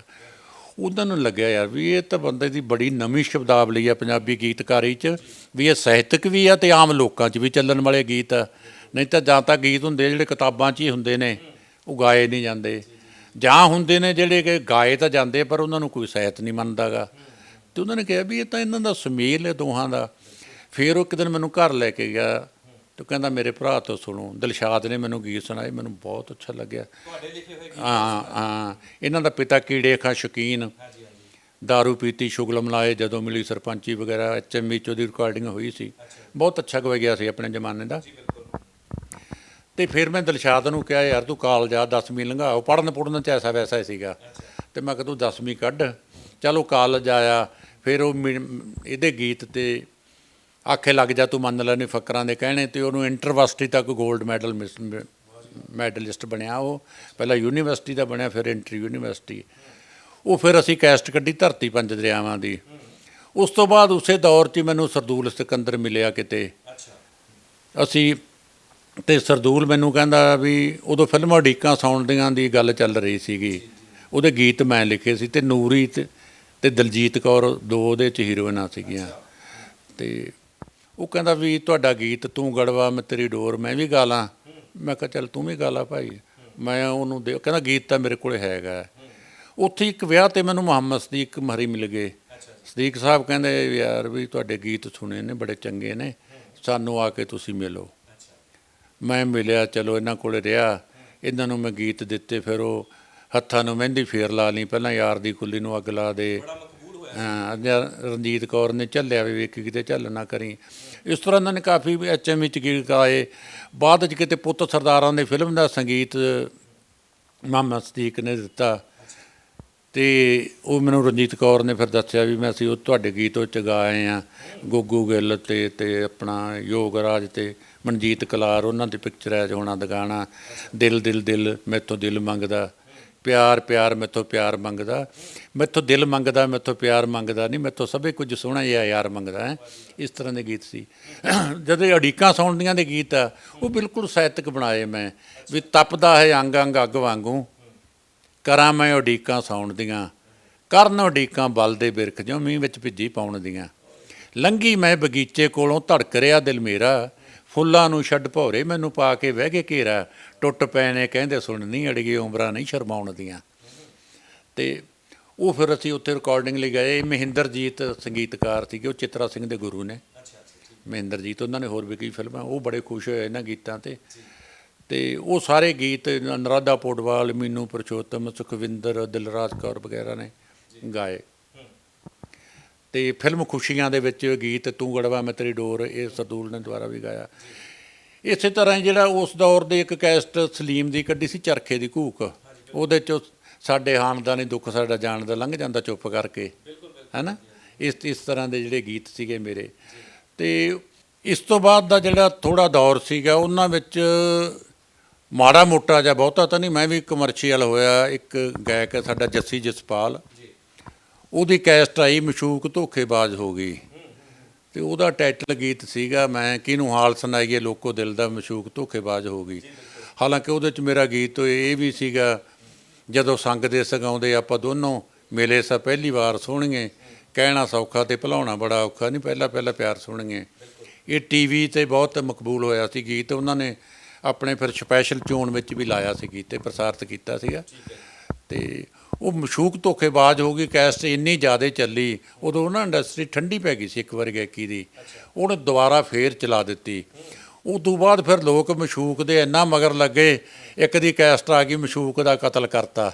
ਬਹੁਤ ਤੋਂ ਬਾਅਦ ਫਿਰ ਮਸ਼ੂਕ ਵਾਲੀਆਂ ਕੈਸਟਾਂ ਬੰਦ ਹੋ ਗਈਆਂ, ਜਿਵੇਂ ਜੱਟ ਦਾ ਗੰਡਾਸਾ ਗੰਡੂਸਾ ਤੇ ਇਹਨਾਂ ਮਗਰ ਪਏ ਸੀ ਨਾ, ਤੇ ਖੀਰੀ ਜੱਟ ਨੂੰ ਜਦ ਨੂੰ ਵਿਚਾਰੇ ਨੂੰ ਫਾਹੇ ਟੰਗਤਾ, ਉਸ ਤੋਂ ਬਾਅਦ ਇਹਨਾਂ ਨੇ ਖਹਿੜਾ ਛੱਡਿਆ ਤੇ ਉਸੇ ਤਰ੍ਹਾਂ ਫਿਰ ਉਹਦੇ ਮਗਰ ਲੱਗ ਗਏ ਸੀਗੇ। ਪਰ ਉਹ ਮੈਂ ਉਸ ਤਰ੍ਹਾਂ ਦਾ ਬਚਦਾ ਰਿਹਾ, ਕਿਉਂਕਿ ਮੈਂ ਮਾਰਕਸਵਾਦ ਨੂੰ ਵੀ ਪੜ੍ਹਿਆ ਤੇ ਸਮਾਜਵਾਦੀ ਵਿਚਾਰਧਾਰਾ ਦਾ ਬੰਦਾ। ਮੈਨੂੰ ਇਹ ਆ ਵੀ ਕਲਾ ਲੋਕਾਂ ਲਈ ਹੁੰਦੀ ਹੈ ਤੇ ਸਾਡਾ ਇੱਕ ਮਕਸਦ ਚੰਗਾ ਸਮਾਜ ਸਿਰਜਣਾ ਹੈ, ਤੇ ਸਾਨੂੰ ਉਹੋ ਜਿਹੇ ਗੀਤਾਂ ਦੀ ਸਿਰਜਣਾ ਨਹੀਂ ਕਰਨੀ ਚਾਹੀਦੀ ਜਿਹੜੇ ਅਸੀਂ ਪਰਿਵਾਰ 'ਚ ਬਹਿ ਕੇ ਨਹੀਂ ਸੁਣ ਸਕਦੇ। ਉਹ ਵੈਸੇ ਮੁੰਡੇ ਖੁੰਡੇ ਚਲੋ ਬੋਲੀਆਂ ਪਾ ਲੈਂਦੇ ਜਦੋਂ ਮੇਲੇ, ਜਿਵੇਂ ਜਗਰਾਵਾਂ ਦਾ ਮੇਲਾ ਹੁੰਦਾ ਸੀ। ਇਹ ਜਿਹੜਾ ਹੁਣ ਇਹ ਛੜਿਆਂ ਦਾ ਗਿੱਧਾ ਹੈ, ਤੇ ਛੜਿਆਂ ਦੇ ਗਿੱਧੇ ਵਿੱਚ ਜਿਹੜੀਆਂ ਬੋਲੀਆਂ ਚੱਲਦੀਆਂ ਨੇ, ਇਹ ਰਾਤ ਨੂੰ ਨਾ ਉੱਥੇ ਇਕੱਠੇ ਹੁੰਦੇ ਸੀਗੇ ਲੋਕ, ਤੇ ਇਕੱਠੇ ਹੋ ਕੇ ਮੁੰਡਿਆਂ ਨੇ ਦਾਰੂ ਪੀਤੀ ਹੋਣੀ, ਉਹਨਾਂ ਨੇ ਆਪਣਾ ਮਨ ਪਰਚਾਵਾ ਕਰਨ ਲਈ ਜੋ ਮਰਜ਼ੀ ਬੋਲੀਆਂ ਪਾਈ ਜਾਣ। ਉਹ ਚਲੋ ਗੁੱਬ ਘਲਾਟ ਕੱਢਣ ਹੁੰਦਾ ਹੈ। ਵਿਆਹ ਸ਼ਾਦੀ ਤੋਂ ਬਾਅਦ ਜਦੋਂ ਸਾਰੇ ਬਰਾਤ ਚਲੇ ਜਾਂਦੇ ਸੀਗੇ ਤੇ ਪਿੱਛੇ ਘਰ ਦੀਆਂ ਔਰਤਾਂ ਰਹਿ ਜਾਂਦੀਆਂ ਸੀਗੀਆਂ, ਉਹ ਫਿਰ ਪਿੱਛੋਂ ਉਹਨਾਂ ਨੇ ਆਪਣੇ ਮਨ ਦੇ ਗੁੱਬ ਘਲਾਟ ਕੱਢਣ ਲਈ ਇਸ ਤਰ੍ਹਾਂ ਦੀਆਂ ਬੋਲੀਆਂ ਜਿਹਨਾਂ 'ਚ ਕਈ ਨਾ ਆਪਾਂ ਅਸ਼ਲੀਲ ਕਹਿ ਸਕਦੇ ਹਾਂ, ਉਹ ਵੀ ਉੱਥੋਂ ਤੱਕ ਉਹ ਠੀਕ ਆ, ਮੁੰਡੇ ਖੁੰਡੇ ਬਹਿ ਕੇ ਗੱਲਾਂ ਕਰ ਲਿਓ, ਜੋ ਮਰਜ਼ੀ ਕਰੀ ਜਾਣ। ਪਰ ਜਦੋਂ ਤੁਸੀਂ ਕਿਸੇ ਗੱਲ ਨੂੰ ਪਬਲਿਕ ਕਰਦੇ ਆ ਨਾ, ਲੋਕਾਂ 'ਚ ਲੈ ਕੇ ਆਉਣੇ ਆ, ਉਦੋਂ ਤੁਹਾਨੂੰ ਸੋਚ ਸਮਝ ਕੇ ਲਿਆਉਣੀ ਪੈਂਦੀ ਹੈ। ਇਹ ਪਰਦੇ ਦੀਆਂ ਗੱਲਾਂ ਜਿਹੜੀਆਂ ਉਹ ਸਾਹਮਣੇ ਇੰਜ ਨਹੀਂ ਲਿਆਈਆਂ ਜਾਣ ਵਾਲੀਆਂ ਹੁੰਦੀਆਂ। ਪਰਦੇ 'ਚ ਬਹੁਤ ਕੁਝ ਹੁੰਦਾ, ਪਰ ਸਾਹਮਣੇ ਅਸੀਂ ਸਹੀ ਢੰਗ ਨਾਲ ਸਾਊ ਪੁਣੇ ਨਾਲ ਉਹਨਾਂ ਗੱਲਾਂ ਨੂੰ ਲੈ ਕੇ ਆਉਣਾ ਹੈ, ਠੀਕ ਹੈ ਨਾ। ਇਹ ਨੰਗੇ ਸ਼ਬਦ ਆ ਜਿਹੜੇ, ਇਹ ਸਾਹਿਤ ਨਹੀਂ ਹੁੰਦੇ। ਅੱਜ ਕੱਲ੍ਹ ਤਾਂ ਚੱਲਦਾ ਹੀ ਇਹ ਕੁਛ। ਨਹੀਂ, ਉਹ ਜਿਹੜਾ ਚੱਲਦਾ ਉਹਦੀ ਬਹੁਤੀ ਉਮਰ ਨਹੀਂ ਗੀ। ਇਹ ਸਾਡੀ ਬਿਮਾਰ ਮਾਨਸਿਕਤਾ ਦੀ ਨਿਸ਼ਾਨੀ ਆ। ਜਿਹੜੀਆਂ ਚੰਗੀਆਂ ਕੌਮਾਂ ਹੁੰਦੀਆਂ, ਸਿਆਣੇ ਪੜ੍ਹੇ ਲਿਖੇ ਲੋਕ ਹੁੰਦੇ ਆ, ਉਹਨਾਂ ਵਿੱਚ ਚੰਗਾ ਸਾਹਿਤ ਹੀ ਪ੍ਰਵਾਨ ਹੁੰਦਾ। ਅਤੇ ਇਹ ਗਾਲਾਂ ਵਰਗੀਆਂ ਜਿਹੜੀਆਂ ਗੱਲਾਂ ਨੇ ਜੋ ਉਹਨਾਂ ਨੂੰ ਲੋਕ ਗੀਤ ਕਹੀ ਜਾਂਦੇ ਨੇ, ਇਹਦਾ ਮਤਲਬ ਇਹ ਇਕੱਲੇ ਗਾਇਕ ਹੀ ਨਹੀਂ, ਸਾਡੇ ਸਰੋਤੇ ਵੀ ਆ ਜਿਹੜੇ ਨਾ, ਇਹਨਾਂ ਦਾ ਵੀ ਵਿਚਾਰਿਆਂ ਦਾ ਇਲਾਜ ਕਰਨ ਦੀ ਲੋੜ ਆ ਵੀ ਇਹ ਕਿਉਂ ਸੁਣਦੇ ਨੇ ਇਹਨੂੰ। ਕੁਛ ਚੰਗਾ ਸੰਗੀਤ, ਹੁਣ ਜਿਹੜੇ ਪੁਰਾਣੇ ਗੀਤ ਉਹ ਅੱਜ ਵੀ ਸੁਣ ਕੇ ਆਪਾਂ ਨੂੰ ਚੰਗਾ ਲੱਗਦਾ ਹੈ। ਜਿਵੇਂ ਤਾਂ ਆਪਾਂ ਪਹਿਲਾਂ ਕੀਤਾ ਗੱਲ ਵੀ ਹੱਥਾਂ ਨੂੰ ਮਹਿੰਦੀ ਫੇਰ ਲਾ ਲਵੀਂ, ਪਹਿਲਾਂ ਯਾਰ ਦੀ ਕੁੱਲੀ ਨੂੰ ਅੱਗ ਲਾ ਦੇ, ਉਹ ਗੀਤ ਅੱਜ ਵੀ ਤੁਸੀਂ YouTube ਤੋਂ ਸੁਣੋ ਅਤੇ ਤੁਹਾਨੂੰ ਨਾ ਚੰਗਾ ਲੱਗਦਾ ਹੈ। ਦੂਜੇ ਗੀਤ ਆ ਜਿਹੜੇ ਉਹ 2.5 ਦਿਨਾਂ ਦੀ ਖੇਡ ਹੁੰਦੇ ਨੇ ਅਤੇ ਉਹ ਖਤਮ ਹੋ ਜਾਂਦੇ ਨੇ। ਹਾਂ, ਅਤੇ ਮੈਂ ਇਹਦੇ ਨਾਲ ਹੀ ਨਾਲ ਤੁਹਾਨੂੰ ਜਿਹੜੀ ਦੂਜੀ ਗੱਲ ਦੱਸਦਾ, ਸਮਾਜ ਨੂੰ ਸਿਰਜਣ ਲਈ ਮੈਂ ਮੇਰੀਆਂ 12-13 ਕਿਤਾਬਾਂ ਕਵਿਤਾ ਦੀਆਂ ਛਪੀਆਂ, 2 ਗੀਤ ਸੰਗ੍ਰਹਿ, ਕਾਵਿ ਨਾਟ, 4 ਨਾਵਲ ਛਪ ਗਏ ਨੇ ਮੇਰੇ, 5ਵਾਂ ਨਾਵਲ ਚੱਲ ਰਿਹਾ, 5-6 ਕਿਤਾਬਾਂ ਬਾਲ ਸਾਹਿਤ ਦੀਆਂ, 1 ਸਫ਼ਰਨਾਮਾ, ਹੁਣ 1 ਮਿੰਨੀ ਕਹਾਣੀ ਸੰਗ੍ਰਹਿ ਵੀ ਤਿਆਰੀ ਅਧੀਨ ਹੈ। ਯਾਨੀ ਮੈਂ ਕਾਫੀ ਵਿਧਾਵਾਂ ਵਿੱਚ ਲਿਖਿਆ ਹੈ। ਅਤੇ ਮੇਰਾ ਮਕਸਦ ਇਹ ਆ ਸਾਹਿਤ ਦੇ ਵਿੱਚ ਵੀ, ਨਾਵਲ ਵੱਲ ਮੈਂ ਤਾਂ ਆਇਆ ਸੀ ਵੀ ਸਾਹਿਤ ਦਾ ਮਤਲਬ ਹੁੰਦਾ ਜਿਹੜਾ ਬੀਤ ਗਿਆ ਉਹਨੂੰ ਤੁਸੀਂ ਸਾਂਭਣਾ, ਵੀ ਸਾਡਾ ਕੀ ਸੀ ਉਹ ਵਰਤਮਾਨ ਆ ਜਿਹੜਾ, ਤੁਸੀਂ ਉਹਦੀ ਨਿਸ਼ਾਨਦੇਹੀਆਂ ਕਰਦੀਆਂ ਨੇ ਵੀ ਕਿਸ ਤਰ੍ਹਾਂ ਦਾ ਕਿਵੇਂ ਆ ਕਿਵੇਂ ਨਹੀਂ, ਅਤੇ ਭਵਿੱਖ ਵੱਲ ਇਸ਼ਾਰਾ ਕਰਨਾ ਵੀ ਸਾਡਾ ਭਵਿੱਖ ਕਿਹੋ ਜਿਹਾ ਹੋਊਗਾ। ਇਹ ਬੰਦਾ ਜਿਹੜਾ ਲੇਖਕ ਆ ਉਹ ਤ੍ਰੈਕਾਲੀ ਹੁੰਦਾ, ਉਹ 3 ਸਮਿਆਂ 'ਚ ਇੱਕ ਵਾਰੀ ਸੋਚਦਾ ਹੈ, ਅਤੇ ਉਹ ਪਾਠਕ ਨੂੰ ਵੀ ਪ੍ਰਭਾਵਿਤ ਕਰਦਾ। ਬਹੁਤ ਸਾਰੇ ਲੋਕ ਹੁੰਦੇ ਜਿਹੜੇ ਚੰਗਾ ਸਾਹਿਤ ਪੜ੍ਹ ਕੇ ਚੰਗੇ ਮਨੁੱਖ ਬਣਦੇ ਨੇ, ਠੀਕ ਹੈ ਨਾ। ਅਤੇ ਬਾਕੀ ਮੇਰੇ ਚਲੋ ਇਸ ਸਾਹਿਤ ਨੂੰ ਮਾਨਤਾ ਵੀ ਬਹੁਤ ਮਿਲੀ। MPhil PhD ਦੇ ਥੀਸਸ ਵੀ ਕਾਫੀ ਲਿਖੇ ਨੇ ਵਿਦਿਆਰਥੀਆਂ ਨੇ। MA ਪੰਜਾਬੀ ਦੇ ਸਿਲੇਬਸ 'ਚ ਵੀ ਕਿਤਾਬ ਲੱਗੀ ਆ, ਹਾਸ਼ੀਏ ਦੇ ਅਸਲ, ਠੀਕ ਹੈ ਨਾ, ਪੜ੍ਹਾਈ ਜਾਂਦੀ ਹੈ ਬੱਚਿਆਂ ਨੂੰ। ਅਤੇ ਇਹ ਸਾਰਾ ਕੁਛ ਨਾਲੋਂ ਨਾਲ ਚੱਲਦਾ। ਫਿਰ ਜਿਹੜੇ ਮੇਰੇ ਜਾਣੀ ਇਸ ਤਰ੍ਹਾਂ ਦੇ ਗੀਤ ਵੀ, ਇੱਕ ਦਿਲਸ਼ਾਦ ਅਖਤਰ ਨੇ ਵੀ ਗਾਇਆ ਇਸ ਗੀਤ ਨੂੰ, ਜੱਸੀ ਜਸਪਾਲ ਨੇ ਵੀ ਗਾਇਆ, ਅਤੇ ਮੈਨੂੰ ਲੱਗਦਾ ਵੀ ਪਤਾ ਨਹੀਂ ਕਿੰਨੇ ਕੁ ਲੜਕੇ ਲੜਕੀਆਂ ਹੋਣਗੇ ਜਿਨ੍ਹਾਂ ਨੇ ਮੁਕਾਬਲਿਆਂ 'ਚ ਗਾ ਕੇ ਇਨਾਮ ਜਿੱਤਿਆ। ਉਹ ਗੀਤ ਹੈ ਮਿੱਟੀ ਦਾ ਮੋਰ। ਉਹ ਮੈਂ ਤੁਹਾਨੂੰ ਥੋੜ੍ਹਾ ਜਿਹਾ ਗੁਣਗੁਣਾ ਕੇ ਸੁਣਾਉਣਾ। ਕੱਲ੍ਹ ਜਦੋਂ ਮਿੱਟੀ ਲਾਉਣ ਲੱਗੀ ਮੈਂ ਕੰਧੋਲੀ ਉੱਤੇ ਮਿੱਟੀ ਦਾ ਬਣਾ ਬੈਠੀ ਮੋਰ। ਕੱਲ੍ਹ ਜਦੋਂ ਮਿੱਟੀ ਲਾਉਣ ਲੱਗੀ ਮੈਂ ਕੰਧੋਲੀ ਉੱਤੇ ਮਿੱਟੀ ਦਾ ਬਣਾ ਬੈਠੀ ਮੋਰ। ਪਹਿਲਾਂ ਹੱਸੀ ਫੇਰ ਰੋਈ, ਝੱਲਿਆਂ ਦੇ ਵਾਂਗ ਗੱਲਾਂ ਸੁੱਜੀਆਂ ਹੋਰ ਦੀਆਂ ਹੋਰ, ਮੈਂ ਮਰ ਜਾਣੀ ਮਿੱਟੀ ਦਾ ਬਣਾ ਬੈਠੀ ਮੋਰ। ਕਈ ਰੁੱਤਾਂ ਸਿਰ ਤੋਂ ਦੀ ਲੰਘੀਆਂ, ਅਸ਼ੋਪਲੇ ਹੀ ਰੁੱਤ ਸਾਡੇ ਚਾਵਾਂ ਦੀ ਨਾ ਆਈ। ਕਈ ਰੁੱਤਾਂ ਸਿਰ ਤੋਂ ਦੀ ਲੰਘੀਆਂ, ਅਸ਼ੋਪਲੇ ਹੀ ਰੁੱਤ ਸਾਡੇ ਚਾਵਾਂ ਦੀ ਨਾ ਆਈ। ਖੇਤ ਗਹਿਣੇ ਸੋਚ ਗਹਿਣੇ, ਜਿਸਮ ਵੀ ਗਹਿਣੇ, ਅਸੀਂ ਸਦੀਆਂ ਤੋਂ ਹੋਏ ਕਰਜ਼ਾਈ। ਉਵੇਂ ਖੁਰ ਜਾਣਾ ਸਾਡੀ ਜ਼ਿੰਦਗੀ ਦਾ ਸੱਚ, ਉਵੇਂ ਖੁਰ ਜਾਣਾ ਸਾਡੀ ਜ਼ਿੰਦਗੀ ਦਾ ਸੱਚ, ਜਿਵੇਂ ਕਣੀਆਂ ਨੇ ਮੋਰ ਦੇਣਾ ਖੋਰ, ਮੈਂ ਡੁੱਬ ਜਾਣੀ ਮਿੱਟੀ ਦਾ ਬਣਾ ਬੈਠੀ ਮੋਰ। ਵਾਢੀ ਵੱਢਦਿਆਂ ਸਾਡਾ ਉੱਡ ਜਾਂਦਾ ਰੰਗ, ਸਿਲੇ ਚੁਗਦਿਆਂ ਉੱਡ ਜੇ ਜਵਾਨੀ। ਵਾਢੀ ਵੱਢਦਿਆਂ ਸਾਡਾ ਉੱਡ ਜਾਂਦਾ ਰੰਗ, ਸਿਲੇ ਚੁਗਦਿਆਂ ਉੱਡ ਜੇ ਜਵਾਨੀ। ਖੇਤਾਂ ਵਿੱਚੋਂ ਲੱਭੀ ਕਿਸੇ ਮੈਲੀ ਜਿਹੀ ਚੁੰਨੀ, ਕੋਲੋਂ ਪੁੱਛ ਲੈਣੀ ਅਸਾਂ ਦੀ ਕਹਾਣੀ। ਸਾਡਾ ਛੋਇਆ ਪਿੱਟਿਆ ਕਿ ਪੀਣ ਨਾ ਜੋ ਪਾਣੀ, ਸਾਡਾ ਛੋਇਆ ਪਿੱਟਿਆ ਕਿ ਪੀਣ ਨਾ ਜੋ ਪਾਣੀ। ਪੀ ਗਏ ਅੰਗਾਂ ਵਾਲੀ ਮਹਿਕ ਨੂੰ ਨਿਚੋੜ, ਮੈਂ ਮਰ ਜਾਣੀ ਮਿੱਟੀ ਦਾ ਬਣਾ ਬੈਠੀ ਮੋਰ। ਰੁੱਤ ਮੁਕਲਾਵੇ ਵਾਲੀ ਗੋਹੇ ਦਿਆਂ ਬੱਠਲਾਂ ਦੇ ਹੇਠਾਂ ਸਾਡੀ ਮਰ ਗਈ ਅਬੋਲ। ਕੱਲ ਜਦੋਂ ਲਾਵਾਂ ਵਾਲਾ ਪਾਏਗਾ ਕੋਈ ਬਾਤ, ਦੱਸੋ ਭਰੂ ਕੀ ਹੁੰਗਾਰਾ ਉਹਦੇ ਕੋਲ। ਹੁਣ ਮੇਰੇ ਪੈਰਾਂ ਵਿੱਚ ਝਾਂਜਰਾਂ ਵੀ ਰੋਣ, ਹੁਣ ਮੇਰੇ ਪੈਰਾਂ ਵਿੱਚ ਝਾਂਜਰਾਂ ਵੀ ਰੋਣ। ਮੇਰੀ ਵਿਧਵਾ ਦੇ ਹੌਕੇ ਜਿਹੀ ਤੋਰ, ਮੈਂ ਡੁੱਬ ਜਾਣੀ ਮਿੱਟੀ ਦਾ ਬਣਾ ਬੈਠੀ ਮੋਰ, ਮੈਂ ਮਰ ਜਾਣੀ ਮਿੱਟੀ ਦਾ ਬਣਾ ਬੈਠੀ ਮੋਰ। ਜੀ ਇਹ ਤੁਹਾਡੀ ਜਿਹੜੀ ਗੀਤਕਾਰੀ ਕਹਿ ਲਈਏ, ਤੁਹਾਡੇ ਲਿਖਣ ਦਾ ਅੰਦਾਜ਼ ਜਿਹੜਾ ਬਹੁਤ ਹੀ ਆਪਾਂ ਕਹਿ ਸਕਦੇ ਕਿ ਅਲੱਗ ਹੈਗਾ ਨਾ, ਡਿਫਰੈਂਟ ਹੈ। ਜਿਵੇਂ ਤੁਸੀਂ ਪਹਿਲਾਂ ਵੀ ਦੱਸ ਕੇ ਹਟੇ ਹੋ ਕਿ ਸਾਹਿਤ ਦੀ ਝਲਕ ਨਹੀਂ, ਸਾਹਿਤ ਹੀ ਹੈ। ਸੋ ਕਿਵੇਂ ਤੁਹਾਨੂੰ ਲੱਗਦਾ ਕਿ ਕਿਵੇਂ ਜਦੋਂ ਲਿਖਦੇ ਹੋ ਕਿ ਕਿਵੇਂ ਮਹਿਸੂਸ ਕਰਕੇ ਸ਼ਬਦ ਜਿਹੜੇ ਆ ਤੁਹਾਡੇ ਜ਼ਿਹਨ ਦੇ ਵਿੱਚ ਆ ਜਾਂਦੇ ਨੇ, ਫਿਰ ਉਹਨੂੰ ਤੁਸੀਂ ਲਿਖ ਦਿੰਦੇ ਹੋ, ਇਹ ਕਿਸ ਤਰ੍ਹਾਂ ਹੁੰਦਾ? ਦੇਖੋ ਵੀ ਇੱਕ ਤਾਂ ਹੁੰਦੀ ਆ ਕਲਾ ਜਿਹੜੀ ਤੁਹਾਨੂੰ ਕੁਦਰਤ ਨੇ ਦਿੱਤੀ ਹੁੰਦੀ ਆ, ਪਰ ਇਹ ਇਕੱਲੀ ਕੁਦਰਤ ਦੀ ਕਲਾ ਨਾਲ ਗੱਡੀ ਨਹੀਂ ਚੱਲਦੀ ਗੀ, ਇੱਕ ਅਭਿਆਸ ਵੀ ਹੁੰਦਾ, ਨਿਰੰਤਰ ਅਭਿਆਸ। ਇੱਕ ਤਾਂ ਤੁਸੀਂ ਚੰਗਾ ਪੜ੍ਹਦੇ ਹੋ, ਠੀਕ ਆ ਨਾ, ਚੰਗਾ ਸੁਣਦੇ ਹੋ। ਫਿਰ ਇੱਕ ਮੈਂ ਸਮਝਦਾ ਵੀ ਜਿਹੜਾ ਲੇਖਕ ਆ ਉਹਨੂੰ ਧੁਰ ਅੰਦਰੋਂ ਚੰਗਾ ਇਨਸਾਨ ਵੀ ਹੋਣਾ ਚਾਹੀਦਾ। ਜਿਹੜਾ ਮਾੜਾ ਬੰਦਾ ਉਹ ਕਦੇ ਚੰਗਾ ਸਾਹਿਤ ਨਹੀਂ ਲਿਖ ਸਕਦਾ ਹੈਗਾ। ਸਦੀਵੀ ਸਾਹਿਤ ਉਹ ਲੋਕ ਲਿਖਣਗੇ ਜਿਹੜੇ ਵਧੀਆ ਭਲੇ ਇਨਸਾਨ ਆ, ਸਰਬੱਤ ਦਾ ਭਲਾ ਮੰਗਣ ਵਾਲੇ। ਬਾਕੀ ਇਹ ਤਾਂ ਭਾਵ ਹਾਵ ਨਾ ਕਈ ਵਾਰੀ ਐਂ ਬਣ ਜਾਂਦੇ। ਜਦੋਂ ਮੈਂ ਐਮ.ਏ ਕਰਦਾ ਸੀਗਾ ਅਤੇ ਦਿਲਸ਼ਾਦ ਉਦੋਂ ਪ੍ਰੈਪ 'ਚ ਆ ਗਿਆ ਸੀ, ਬਰਜਿੰਦਰ ਕਾਲਜ ਫਰੀਦਕੋਟ, ਦਿਲਸ਼ਾਦ ਅਖਤਰ। ਅਸੀਂ ਦੋਵੇਂ ਐਂ ਤੁਰੇ ਆਈਏ ਅਤੇ ਮੇਰੀ ਇੱਕ ਕਲਾਸ ਫੈਲੋ ਆ ਰਹੀ ਸੀ ਕੁੜੀ।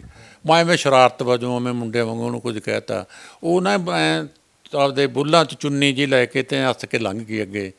ਮੈਂ ਕਿਹਾ ਤੇਰਾ ਚੁੰਨੀ ਦੇ ਪੱਲੇ ਵੱਲੇ ਹੱਸਣਾ ਮਿੱਤਰਾਂ ਨੂੰ ਮੋਹ ਕੇ ਲੈ ਗਿਆ।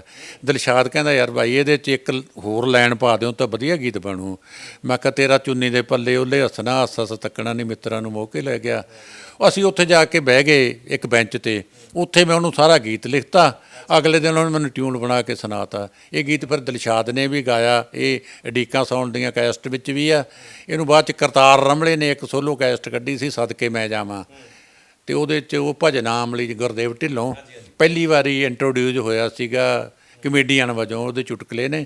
ਉਹਦੇ 'ਚ ਗੀਤ ਰਮਲੇ ਨੇ ਵੀ ਗਾਇਆ ਹੈ, ਠੀਕ ਆ ਨਾ, ਕਰਤਾਰ ਰਮਲੇ ਨੇ ਵੀ ਇਹ ਗੀਤ ਨੂੰ ਗਾਇਆ। ਅਤੇ ਉਹ ਕਰਤਾਰ ਰਮਲੇ ਦਾ ਵੈਸੇ ਕੇ.ਐਸ. ਨਰੂਲਾ ਦੇ ਮਿਊਜ਼ਿਕ ਦੇ ਵਿੱਚ ਜਿਹੜਾ ਗੀਤ ਆ, ਇਹ ਚੁੱਪ ਰਹਾਂ ਤਾਂ ਮੈਨੂੰ ਡਰ ਕਾਹਦਾ, ਤੇਰਾ ਪਿਆਰ ਜਿਹਾ ਹੁੰਦਾ ਜਾਂਦਾ ਹੈ। ਅਤੇ ਉਹਦੇ ਵਿੱਚੋਂ ਮਹੀਵਾਲ ਦੀ ਸੋਹਣੀ ਤੋਂ ਸੋਹਣੀ ਹੈ ਤੂੰ, ਤੇਰਾ ਹੀਰ ਮੁਕਾਬਲਾ ਕੀ ਕਰਨਾ, ਕੰਮਿਆਣੇ ਦੇ ਧਰਮ ਨੇ ਕਸਮ ਖਾਧੀ ਨਹੀਂ, ਤੇਰੇ ਨਾਲ ਜੀਣਾ ਤੇਰੇ ਨਾਲ ਮਰਨਾ। ਇਹ ਮੁੰਡੇ ਫਿਰ ਆਪ ਦਾ ਨਾਂ ਜੋੜ ਲਿਆ ਕਰਨ ਵੀ ਫਲਾਨੇ ਪਿੰਡ ਵਾਲੇ ਫਲਾਨੇ ਨੇ ਕਸਮ ਖਾਧੀ। ਇਹ ਗੀਤ ਵੀ ਲੋਕ ਗੀਤਾਂ ਵਾਂਗੂ ਟ੍ਰੈਂਡ ਦੀ ਗੱਲ ਜਿਹੜੀ ਹੁੰਦੀ ਹੈ, ਜਿਵੇਂ ਟ੍ਰੈਂਡ ਚੱਲ ਚਿੱਟੇ ਚਾਦਰੇ ਜ਼ਮੀਨਾਂ ਗਹਿਣੇ ਪਿੰਡ ਦੇ ਸ਼ੌਕੀਨ ਗੱਭਰੂ ਰਣਜੀਤ ਕੌਰ ਨੇ ਮੇਰਾ ਗੀਤ ਗਾਇਆ ਸੀ। ਇਹ ਹੁਣ ਲੋਕ ਬੋਲੀ ਬਣ ਗਈ ਹੈ, ਠੀਕ ਹੈ ਨਾ। ਕਈ ਗੀਤ ਬਾਅਦ 'ਚ ਲੋਕ ਬੋਲੀਆਂ ਬਣ ਜਾਂਦੇ ਨੇ। ਬਾਈ ਜੀ ਇੱਕ ਗੱਲ ਹਮੇਸ਼ਾ ਹੁਣ ਅੱਜ ਕੱਲ੍ਹ ਜਿਹੜੀਆਂ ਇੰਟਰਵਿਊਜ਼ ਹੋ ਰਹੀਆਂ, ਖਾਸ ਤੌਰ 'ਤੇ ਜਿਹੜੇ ਗੀਤਕਾਰ ਨੇ, ਚਾਹੇ ਨਵੇਕਲੇ ਹੋਣ ਚਾਹੇ ਤੁਹਾਡੇ ਦੌਰ ਦੇ ਹੋਣ, ਇਹ ਹੁਣ ਗੱਲਾਂ ਨਿਕਲ ਕੇ ਬਾਹਰ ਆ ਰਹੀਆਂ ਵੀ ਭਾਈ ਮਿਹਨਤਾਂ ਨਾਲ ਨਹੀਂ ਮਿਲਦਾ ਰਿਹਾ। ਬਹੁਤ ਸਾਰੇ ਐਸੇ ਗਾਇਕ ਸੀ ਜਿਨ੍ਹਾਂ ਨੇ ਖੁਆਰ ਕੀਤਾ, ਉਹਨਾਂ ਦੇ ਗੀਤ ਲੈ ਲਏ, ਪਰ ਉਹਨਾਂ ਨੂੰ ਵਾਪਸੀ ਦੇ ਵਿੱਚ ਕੁਛ ਨਹੀਂ ਉਹਨਾਂ ਨੂੰ ਦਿੱਤਾ ਨਹੀਂ। ਤੁਸੀਂ ਇਸ ਚੀਜ਼ ਨੂੰ ਕਿਵੇਂ ਦੇਖਦੇ ਹੋ? ਤੁਹਾਡੇ ਨਾਲ ਵੀ ਕੁਛ ਇਸ ਤਰ੍ਹਾਂ ਦਾ ਹੋਇਆ, ਜਾਂ ਫਿਰ ਇਹ ਮਿਹਨਤਾਂ ਨਾਲ ਮਿਲਦਾ ਰਿਹਾ, ਜਾਂ ਫਿਰ ਤੁਸੀਂ ਸ਼ੌਂਕੀਆ ਤੌਰ 'ਤੇ ਇਹ ਗੀਤ ਜਿਹੜੇ ਲਿਖਦੇ ਸੀ? ਦੇਖੋ, ਪਹਿਲੀ ਗੱਲ ਤਾਂ ਇਹ ਸੀ ਕਿ ਮੇਰੇ ਲਈ ਸਾਹਿਤ ਪ੍ਰੋਫੈਸ਼ਨ ਨਹੀਂ ਸੀ, ਪਰ ਮੈਂ ਇਹ ਗੱਲ ਵੀ ਮੰਨਦਾ ਕਿ ਜੇ ਇਸ ਕੰਮ 'ਚੋਂ ਹੋਰਨਾਂ ਨੂੰ ਪੈਸਾ ਮਿਲਦਾ ਹੈ, ਜੇ ਉਹ ਕਮਾਈ ਹੁੰਦੀ ਹੈ ਉਹਦੇ 'ਚੋਂ, ਤੇ ਉਹ ਹਰੇਕ ਬੰਦੇ ਨੂੰ ਉਹਦਾ ਹੱਕ ਉਹਦੇ 'ਚੋਂ ਮਿਲਣਾ ਚਾਹੀਦਾ ਹੈ। ਠੀਕ ਹੈ ਨਾ, ਇਹ ਜ਼ਰੂਰੀ ਹੁੰਦਾ ਹੈ। ਮੇਰਾ ਮੁੱਢਲੀ, ਕਿਉਂਕਿ ਮੈਂ ਇੱਕ ਖੇਤੀਬਾੜੀ ਵਾਲੇ ਪਰਿਵਾਰ ਦੇ ਵਿੱਚੋਂ ਸੀ ਅਤੇ ਆਪਣੇ ਗੁਜ਼ਾਰੇ ਜੋਗੀ ਜ਼ਮੀਨ ਜਾਇਦਾਦ ਵਾਲਾ ਪਰਿਵਾਰ ਸੀਗਾ, ਅਤੇ ਇਸ ਕਰਕੇ ਕੋਈ ਮੁੱਢਲੀਆਂ ਮੈਨੂੰ ਲੋੜਾਂ ਨਹੀਂ ਲੱਗੀਆਂ। ਬਾਅਦ 'ਚ ਫਿਰ ਮੈਂ ਕਲਾਸ 1 ਗਾਈਟਡ ਅਫਸਰ ਦੀ ਨੌਕਰੀ ਤੱਕ ਪਹੁੰਚ ਕੇ ਰਿਟਾਇਰ ਵੀ ਹੋਇਆ, ਅਤੇ ਇਹ ਇਸ ਤਰ੍ਹਾਂ ਦੇ ਹਿਸਾਬ ਕਿਤਾਬ ਕਰਕੇ ਚਲੋ ਵੀ ਉਸ ਪਾਸਿਓਂ ਪੈਸਾ ਕਮਾਉਣਾ ਤਾਂ ਮੇਰੀ ਜ਼ਰੂਰਤ ਨਹੀਂ ਸੀ। ਪਰ ਮੇਰਾ ਰੁਤਬਾ ਇਹੋ ਜਿਹਾ ਬਣ ਗਿਆ ਸੀ, ਇੱਕ ਤਾਂ ਆਫੀਸਰ ਹੋਣ ਕਰਕੇ, ਇੱਕ ਸਾਹਿਤਕ ਉੱਚਤਾ ਕਰਕੇ, ਅਤੇ ਮੈਨੂੰ ਆਪਣੇ ਆਪ ਹੀ, ਜਿਵੇਂ ਜਰਨੈਲ ਘਮਾਣ ਹਰਾਂ ਨੇ ਮੇਰੇ ਗੀਤ ਕਈਆਂ ਗਾਇਕਾਂ ਦੀ ਰਿਕਾਰਡਿੰਗ ਕੀਤੇ ਆਵਾਜ਼ ਦੇ ਵਿੱਚ, ਉਹਨਾਂ ਨੇ ਆਪਣੇ ਆਪ ਹੀ ਚੈੱਕ ਦੇ ਦੇਣਾ। ਪਾਇਲ ਕੰਪਨੀ ਉਹ ਬਠਿੰਡਾ ਵਗੈਰਾ, ਉਹਨਾਂ ਨੇ ਮੇਰੇ ਤੋਂ ਗੀਤ ਲੈ ਜਾਣਾ, ਕੋਈ ਬਲਕਾਰ ਸਿੱਧੂ ਤੋਂ ਗਵਾ ਲਿਆ, ਕੋਈ ਗੁਰਚੇਤ ਕਾਬਲ ਤੋਂ ਗਵਾ ਲਿਆ, ਜਾਂ ਕਿਸੇ ਹੋਰ ਤੋਂ, ਉਹਨਾਂ ਨੇ ਪੈਸੇ ਦੇ ਜਾਣੇ। ਟੀ ਸੀਰੀਜ਼ ਵਾਲੇ ਘਰ ਆ ਕੇ ਇੱਕ ਗੀਤ ਦਾ 10,000 ਦੇ ਕੇ ਜਾਂਦੇ ਸੀਗੇ। ਉਹਨਾਂ ਵੇਲਿਆਂ 'ਚ ਜਦੋਂ ਕੋਈ 10,000 ਦੀ ਬਹੁਤ ਬੁੱਕ ਸੀ, ਉਦੋਂ ਆਮ ਕਲਰਕ ਦੀ ਤਨਖਾਹ ਜਿਹੜੀ ਸੀਗੀ ਉਹ 3,000 ਹੋਏਗੀ ਮਹੀਨੇ ਦੀ, ਅਤੇ ਉਹਨਾਂ ਨੇ ਘਰ ਆ ਕੇ ਇੱਕ ਮੈਥੋਂ ਸਾਈਨ ਕਰਾ ਕੇ ਇਜਾਜ਼ਤ ਲੈ ਜਾਣੀ ਉਹਦੀ, ਵੀ ਮੈਂ ਇਜਾਜ਼ਤ ਦਿੰਦਾ, ਅਤੇ ਇਸ ਤਰ੍ਹਾਂ ਉੱਥੋਂ ਚੱਲ ਕੇ ਉਹਨਾਂ ਦਾ ਮੈਨੇਜਰ ਇੱਥੇ ਆਉਂਦਾ ਸੀਗਾ। ਅਤੇ ਇਹਦੇ ਪਿੱਛੇ ਕਾਰਨ ਇਹ ਹੁੰਦਾ ਵੀ ਤੁਹਾਡੇ 'ਚ ਆਪਣੇ 'ਚ ਗੜਸ ਹੋਵੇ। ਇਹ ਸਾਡੇ ਗਾਇਕ ਵਿਚਾਰੇ ਕਾਪੀਆਂ ਚੱਕ ਕੇ ਜਿਹੜੇ ਉੱਥੇ ਜਾਂਦੇ ਸੀ, ਉਹਨਾਂ ਦੇ ਮਿੰਨਤਾਂ ਤਰਲੇ ਕਰਦੇ ਸੀ। ਕਈ ਤਾਂ ਜਿਹੜੇ ਉਹਨਾਂ ਦੇ ਬੁਕਿੰਗ ਕਲਰਕ ਤੇ ਉੱਥੇ ਹੋਰ ਬਹਿੰਦੇ ਸੀਗੇ, ਉਹ ਜੇਬ ਵਾਲੇ ਪੈਸੇ ਖਵਾ ਪਿਆ ਕੇ, ਅਤੇ ਉਹਨਾਂ ਨੇ ਵੇਖ ਲੈਣੇ ਵੀ ਇਹਨਾਂ ਦੀ ਜੇਬ 'ਚ ਹੁਣ ਪਿੰਡ ਜੋਗਾ ਕਿਰਾਇਆ ਬਚ ਗਿਆ, ਅਤੇ ਉਹਨੂੰ ਪਿੰਡ ਦੀ ਬੱਸ ਚੜ੍ਹਾ ਦੇਣਾ ਵੀ ਕਾਪੀ ਛੱਡ ਜਾ। ਜੇ ਕੋਈ ਮਾੜਾ ਮੋਟਾ ਗੀਤ ਦਾ ਮੁਖੜਾ ਕਿਤੇ ਇੱਧਰ ਉੱਧਰ ਉਹਦਾ ਵਿਚਾਰੇ ਦਾ ਕਰ ਦੇਣਾ। ਉਹ ਜਿਹੜੇ ਸਾਧਨ ਵਿਹੀਨ ਲੋਕ ਸੀ ਨਾ, ਉਹਨਾਂ ਨੂੰ ਇਹਨਾਂ ਲੋਕਾਂ ਨੇ ਘੱਟ ਗੌਲਿਆ। ਜਿਹੜੇ ਸਾਧਨਾਂ ਵਾਲੇ ਲੋਕ ਸੀ, ਉਹ ਇਹਨਾਂ ਤੋਂ, ਜੇ ਉਹਨਾਂ ਦੇ ਪੱਲੇ ਕੁਛ ਸੀ ਚੰਗਾ ਲਿਖਦੇ ਸੀ, ਉਹ ਆਪਣੇ ਦਾ ਮੁੱਲ ਵੀ ਲੈਂਦੇ ਰਹੇ ਆ, ਅਤੇ ਉਹਨਾਂ ਨੂੰ ਇਹ ਆਪਣੇ ਆਪ ਬਿਨਾਂ ਮੰਗਿਆਂ ਵੀ ਇਹ ਦਿੰਦੇ ਰਹੇ ਨੇ। ਜਿਵੇਂ ਬਚਨ ਬੇਦਲ ਮੇਰਾ ਮਿੱਤਰ ਆ, ਉਹ ਤੋਂ ਮੈਂ ਕਦੇ ਨਹੀਂ ਮੰਗਿਆ। ਉਹਨੇ ਇਹ ਦਵਿੰਦਰ ਕੋਹਨੂਰ ਤੋਂ ਗਵਾ ਲਿਆ, ਜਾਂ ਦਿਲਸ਼ਾਦ ਦੀ ਕੈਸਟ ਵੀ ਕੀਤੀ ਸੀ ਜਿਸ 'ਚ ਗੀਤੋਂ ਮੇਰਾ ਸੀ, ਮੇਰੀ ਦਾਰੂ ਪੀਣੀ ਬਹੁਤ ਬਦਨਾਮ ਹੋ ਗਈ, ਕੱਲ੍ਹ ਤੱਕ ਜਿਹੜੀ ਚਰਚਾ ਸੀ, ਕੁਝ ਬੁੱਲਾਂ ਉੱਤੇ ਅੱਜ ਸ਼ਹਿਰ ਦੀਆਂ ਗਲੀਆਂ 'ਚ ਆਮ ਹੋ ਗਈ। ਮੈਂ ਕੋਈ ਮੁੱਢੋਂ ਨਹੀਂ ਸ਼ਰਾਬੀ, ਇਹ ਤਾਂ ਕੱਲ੍ਹ ਦੀ ਇਹ ਗੱਲ, ਜਦੋਂ ਵਧਿਆ ਸੀ ਹੱਥ ਭਰੇ ਹੋਏ ਜਾਮ ਵੱਲ, ਜਾਮ ਕਰਕੇ ਮੈਂ ਪੀਲੇ ਸੈਂਕੜੇ ਹੀ ਜਾਮ, ਜਿੱਦੇ ਦੋਸਤਾਂ ਦੀ ਦੋਸਤੀ ਨਿਲਾਮ ਹੋ ਗਈ। ਉਹਦੇ ਅਖੀਰ 'ਚ ਸੀ ਵੀ ਕਈ ਵਾਰ ਸੋਚਦਾ ਹਾਂ ਕਿਤੋਂ ਮੁੜ ਕੇ ਉਹ ਆਏ, ਹੱਥੋਂ ਖੋਹ ਕੇ ਤੋੜੇ ਜਾਮ, ਸਹੁੰ ਨਾ ਪੀਣ ਦੀ ਪਵਾਏ, ਪਰ ਸੁਪਨੇ ਵੀ ਕਦੇ ਸੱਚ ਹੁੰਦੇ ਨੇ, ਧਰਮ ਚੱਲ ਠੇਕੇ ਵੱਲ ਚੱਲ, ਦੇਖ ਸ਼ਾਮ ਹੋ ਗਈ। ਇਸ ਤਰ੍ਹਾਂ ਦੇ ਗੀਤ। ਪਰ ਬਚਨ ਬੇਦਲ ਨੂੰ ਮੈਂ ਨਾਮ ਹੀ ਕਹਿ ਦਿੰਦਾ, ਇਹ ਛੱਡ, ਨਹੀਂ ਬਾਈ ਜੀ, ਤੁਹਾਡਾ ਉਹਨੇ ਆਪਣੇ ਆਪ ਹੀ ਮੇਰੀ ਜੇਬ ਦੇ ਵਿੱਚ ਪਾ ਦੇਣੇ, ਜਿਹੜਾ ਕਿ ਕਿਉਂਕਿ ਉਹ ਚਾਹੁੰਦਾ ਸੀ ਗੀਤਕਾਰ ਵਜੋਂ ਜੇ ਮੇਰਾ ਮਾਣ ਕੋਈ ਕਰਨਾ ਬਣਦਾ ਤਾਂ ਮੈਂ ਵੀ ਦੂਜਿਆਂ ਦਾ ਕਰਾਂ। ਇਸ ਕਰਕੇ ਮੈਂ ਮੰਗੇ ਨਹੀਂ। ਕਈ ਵਾਰੀ ਮੈਂ ਵੀ ਆ, ਕਈਆਂ ਨੇ ਮੇਰੇ ਕੋਲ ਆ ਜਾਣਾ, ਜੀ ਅਸੀਂ ਬਹੁਤ ਗਰੀਬ ਹਾਂ, ਅਸੀਂ ਗਾਇਕੀ 'ਚ ਨਾਂ ਬਣਾਉਣਾ ਚਾਹੁੰਦੇ ਹਾਂ, ਵੀ ਤੁਹਾਨੂੰ ਗੀਤ ਦਿਓ। ਮੈਂ ਕਿਹਾ ਵੀ ਤੁਹਾਨੂੰ ਕਿਹਨੇ ਦੱਸਤਾ ਵੀ ਮੈਂ ਕਦੇ ਕਾਮਰੇਡ ਵੀ ਰਿਹਾ ਵੀ ਮੈਂ ਮਦਦ ਕਰੂੰਗਾ। ਮੈਂ ਐਵੇਂ ਦਿੱਤੇ ਲੋਕਾਂ ਨੂੰ ਬੜੇ ਗੀਤ। ਕਈ ਐਂ ਕਹਿ ਦਿੰਦੇ ਸੀ ਵੀ ਮੇਰੇ ਕੋਲ 1100 ਜਾਂ 2100 ਸ਼ਗਨ ਆ ਜੀ, ਸ਼ਗਨ ਲੈ ਲਓ। ਮੈਂ ਜਾਣੀ ਐਂ ਨਹੀਂ ਕੀਤਾ ਵੀ ਮੈਂ ਫਰੀ ਵਾਲਿਆਂ ਨੂੰ ਵੀ ਦੇਤਾ। ਜੇ ਕਿਸੇ ਨੇ, ਕਈ ਗਾਇਕ ਬਾਅਦ 'ਚ ਬਹੁਤ ਵੱਡੇ ਗਾਇਕ ਬਣੇ ਆ, ਜਿਹੜੇ ਮੇਰੇ ਕੋਲ ਵਿਚਾਰੇ ਆਉਂਦੇ ਰਹੇ ਵੀ ਸਾਨੂੰ ਗੀਤ ਦੇ ਦਿਓ, ਠੀਕ ਆ ਨਾ। ਅਤੇ ਇੱਕ ਹੋਰ ਸਾਡਾ ਬਹੁਤ ਮਕਬੂਲ ਗੀਤ ਗਾਇਕ ਆ, ਫਿਲਮਾਂ 'ਚ ਵੀ ਚਲਾ ਗਿਆ, ਉਹ ਇੱਕ, ਮੈਂ ਉਹਨੂੰ ਰਾਤ ਨੂੰ ਗੀਤ ਲਿਖ ਕੇ ਦਿੱਤਾ, ਉਹ ਤੜਕੇ ਇੱਕ ਹੋਰ ਮੇਰੇ ਨਾਲ ਗਾਇਕ ਗਿਆ ਸੀ, ਕੰਜਰ ਸਾਲੇ ਦਾ ਮਾਰਾ ਲੈ ਕੇ, ਤਾਂ ਮੈਨੂੰ ਉਹਦੇ ਕੋਲ ਉਹ ਗਿਆ, ਉਹ ਜੇਬ 'ਚ ਪਾ ਕੇ ਲਿਆਇਆ। ਅਤੇ ਬਾਕੀ ਭਾਈ ਇਹਦੇ 'ਚ ਹੋਰ ਵੀ ਕਈ ਤਰ੍ਹਾਂ ਦੇ ਗੱਲ ਹੁੰਦੇ ਨੇ, ਜਿਹੜੇ ਮੁਆਵਜ਼ਾ। ਮੈਨੂੰ ਇੱਕ ਗਾਇਕ ਨੇ ਸੁਨੇਹਾ ਭੇਜਿਆ ਵੀ ਇੰਨੇ ਪੈਸੇ ਭੇਜੇ ਸੀ ਤੁਹਾਡੇ ਫਲਾਨੀ ਫਿਲਮ 'ਚ ਗੀਤ ਗਾਇਆ ਸੀ ਫਲਾਨੇ ਦੇ ਹੱਥ। ਮੈਂ ਆਖਿਆ ਮਿਲ ਗਏ ਸੀ, ਹਾਲਾਂਕਿ ਉਹ ਬੰਦੇ ਨੇ ਮੈਨੂੰ ਅੱਧੇ ਪੈਸੇ ਦਿੱਤੇ ਸੀ, ਅੱਧੇ ਉਹ ਪਹੁੰਚਾਉਣ ਦੇ ਲੈ ਗਿਆ, ਪਰ ਮੈਂ ਦੱਸਿਆ ਨਹੀਂ ਉਹਨੂੰ। ਮੈਂ ਆਖਿਆ ਵੀ ਇਹਦੀ ਬਣੀ ਰਹਿਣ ਦਿਓ। ਇਸੇ ਤਰ੍ਹਾਂ ਇੱਕ ਹੋਰ ਗਾਇਕ ਸੀਗਾ ਇੱਥੇ ਪਟਿਆਲੇ, ਉਹਦੀ ਮੈਂ ਪਹਿਲੀ ਕੈਸਟ ਜੋ ਕੱਢੀ ਚੰਗੀ ਚੱਲ ਗਈ, ਦੂਜੀ TPM ਨਾਲ ਮੈਂ ਗੱਲ ਕਰਾ ਕੇ ਉਹਦੀ ਰਿਕਾਰਡਿੰਗ ਕਰਾਤੀ। ਉਹ ਜਿਹੜੀ ਗੱਲ ਹੋਈ ਉਹਨਾਂ ਵੇਲਿਆਂ 'ਚ 50,000 'ਚ ਹੋ ਗਈ। ਮੈਂ ਕਿਹਾ ਚੱਲ ਯਾਰ ਵੀ ਤੂੰ 30,000 ਤੇ ਤੇਰਾ ਇਹਦੇ 'ਚੋਂ ਚੱਲ ਦਿੱਤਾ ਹੋ ਰਹੀ ਸੀ, ਤੈਨੂੰ 20,000 ਮੇਰਾ ਹੋ ਜਾਊਗਾ। ਉਹ ਕਹਿੰਦੇ ਵੀ ਅਸੀਂ ਫਲਾਨਾ ਤੁਹਾਡੇ ਜਿਹੜਾ ਕੈਸਟਾਂ ਵੇਚਦਾ ਉਹਦੇ ਤੋਂ ਪੈਸੇ ਲੈਣੇ ਆ, ਤੁਸੀਂ ਉਹਦੇ ਤੋਂ ਲੈ ਲਓ ਜੋ। ਤੋ ਰਿਕਾਰਡਿੰਗ ਹੋ ਗਈ। ਜਦ ਮੈਂ ਉਹਦੇ ਕੋਲ ਗਿਆ, ਕਹਿੰਦੇ ਉਹ ਤਾਂ ਸਾਰੀ ਲੈ ਗਿਆ। ਮੈਂ ਕਿਹਾ ਚਲੋ ਭਾਈ, ਉਹ ਜਾਣੇ ਉਹ ਮਤਲਬ ਕਿ ਚੱਲਦੀ ਰਹੀ ਹੈ ਉਸ ਵੇਲੇ ਦੇ ਵਿੱਚ, ਜ਼ਿਆਦਾ ਲੋੜ ਹੋਏਗੀ। ਕਿਉਂਕਿ ਮੈਂ ਕਿਸੇ ਨੂੰ ਪੈਸੇ ਕਰਕੇ ਕਦੇ ਇੰਨਾ ਬੁਰਾ ਨਹੀਂ ਕਿਹਾ। ਮੈਨੂੰ ਨੈਤਿਕ ਤੌਰ 'ਤੇ ਘਟੀਆ ਪੁਣੇ ਵਾਲੇ ਲੋਕ ਆ ਉਹ ਮਾੜੇ ਲੱਗਦੇ ਜਦੋਂ ਕੋਈ ਉਹ ਜਿਹੀਆਂ ਗਲਤੀਆਂ ਕਰਦੇ ਆ। ਮੈਂ ਪੈਸੇ ਕਰਕੇ ਕਦੇ ਕਿਸੇ ਨੂੰ ਨਹੀਂ ਕਿਹਾ। ਮੈਨੂੰ ਤਾਂ ਚੱਲ ਕੋਈ ਨਹੀਂ ਯਾਰ, ਉਹਦੀ ਲੋੜ ਹੋਏਗੀ ਕੋਈ ਗੱਲ ਨਹੀਂ। ਪਰ ਜੇ ਕੋਈ ਬੰਦਾ ਗਿਰੀ ਹੋਈ ਹਰਕਤ ਕਰਨ ਵਾਲਾ ਜਾਂ ਕਮੀਨਗੀ ਦਿਸਦੀ ਸੀ ਨਾ ਮੈਨੂੰ, ਉਹਨੂੰ ਨਹੀਂ ਮੈਂ ਕਦੇ ਮਾਫ ਕੀਤਾ ਗਾ। ਇਹੋ ਜਿਹੇ ਕੰਮ ਵਾਲਿਆਂ ਨੂੰ ਤਾਂ ਮੈਂ ਨਾ ਉਹ ਜਾਣੀ ਮੈਂ ਇੱਕ ਵਾਰੀ ਇਹ ਵੱਡੀ ਦਿੱਲੀਆਂ ਵੀ ਹੁੰਦੀਆਂ, ਜਿਹੜਾ ਮਹਾਰਾਜਾ ਫਰੀਦਕੋਟ ਸੀ ਅਖੀਰਲਾ ਹਰਿੰਦਰ ਸਿੰਘ ਬਰਾੜ, ਉਹਨੂੰ ਕਿਸੇ ਨੇ ਕਿਹਾ ਵੀ ਮਹਾਰਾਜਾ ਸਾਹਿਬ ਵੀ ਆ ਜਿਹੜੀ ਸਰੋਂ ਆ ਨਾ ਉੱਥੇ ਪੈਲੀ ਫਰੀਦਕੋਟ ਵਾਲਿਆਂ ਕੋਲ 10,000 ਕਿੱਲਾ ਅਜੇ ਵੀ ਹੈਗੀ ਆ, ਜ਼ਮੀਨ ਚੰਗੀ ਸੀ ਉਹਨਾਂ ਕੋਲ। ਕੁਛ ਉਹਨਾਂ ਨੇ ਖੇਤੀਬਾੜੀ ਵਾਲਿਆਂ ਨੂੰ ਉੱਥੇ ਵੈਸੇ ਹੀ ਦਿੱਤੀ ਹੋਈ ਆ ਪ੍ਰਯੋਗਾਂ ਲਈ। ਉਹ ਕਹਿੰਦੇ ਵੀ ਆ ਜਿਹੜੀ ਸਰੋਂ ਕੱਢੀ ਆ ਨਾ, ਇਹਨਾਂ ਨੇ ਕਾਮਿਆਂ ਨੇ 25-30 ਬੋਰੀਆਂ ਸਰੋਂ ਦੀਆਂ ਇਹਦੇ ਵਿੱਚ ਟਾਂਗਰ 'ਚ ਲੁਕੋਤੀਆਂ। ਹੁਣ ਉਹ ਰਾਜਾ ਸੀ, ਕਿਵੇਂ ਕਹਿੰਦਾ ਵੀ ਟਾਂਗਰ ਫਰੋਲ ਕੇ ਇਹਨਾਂ ਦੇ ਵਿੱਚੋਂ ਕੱਢੋ। ਉਹ ਕਹਿੰਦਾ ਬਈ ਆ ਟਾਂਗਰ ਨੂੰ ਅੱਗ ਲਾ ਦਿਓ, ਇਹਦੀ ਸੋਹਾ ਜਿਹੜੀ ਆਪਾਂ ਖੇਤਾਂ 'ਚ ਪਾਵਾਂਗੇ।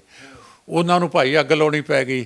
ਤੂੰ ਢੰਗ ਨਾਲ ਉਹਨਾਂ ਨੂੰ ਦੱਸ ਵੀ ਗਿਆ ਵੀ ਮੈਨੂੰ ਤੁਹਾਡੀ ਕਰਤੂਤ ਪਤਾ ਲੱਗ ਗਈ ਆ ਹੈ, ਅਤੇ ਵਿੱਚੋਂ ਵੀ ਬਾਰੇ ਇਹ ਚੱਕਰ ਹੁੰਦਾ ਕੁਛ ਵੀ ਤੁਸੀਂ ਢੰਗ ਨਾਲ ਬੰਦਾ ਸਮਝਾ ਦਿੰਦਾ। ਬਿਲਕੁਲ ਬਿਲਕੁਲ ਬਾਈ ਜੀ, ਅੱਜ ਦੀ ਗੀਤਕਾਰੀ ਤੇ ਤੁਹਾਡੇ ਵੇਲਿਆਂ ਦੀ ਗੀਤਕਾਰੀ ਜਿਹੜੀ ਹੈਗੀ ਹੈ, ਕੀ ਫ਼ਰਕ ਦੇਖਦੇ ਹੋ? ਆਪਾਂ ਹੁਣ ਇੰਟਰਵਿਊ ਨੂੰ ਸਮੇਟਦਿਆਂ ਹੋਇਆ ਮੈਂ ਕੁਝ ਸਵਾਲ ਜਿਹੜੇ ਆਪ ਜੀ ਨੂੰ ਕਰਾਂਗਾ।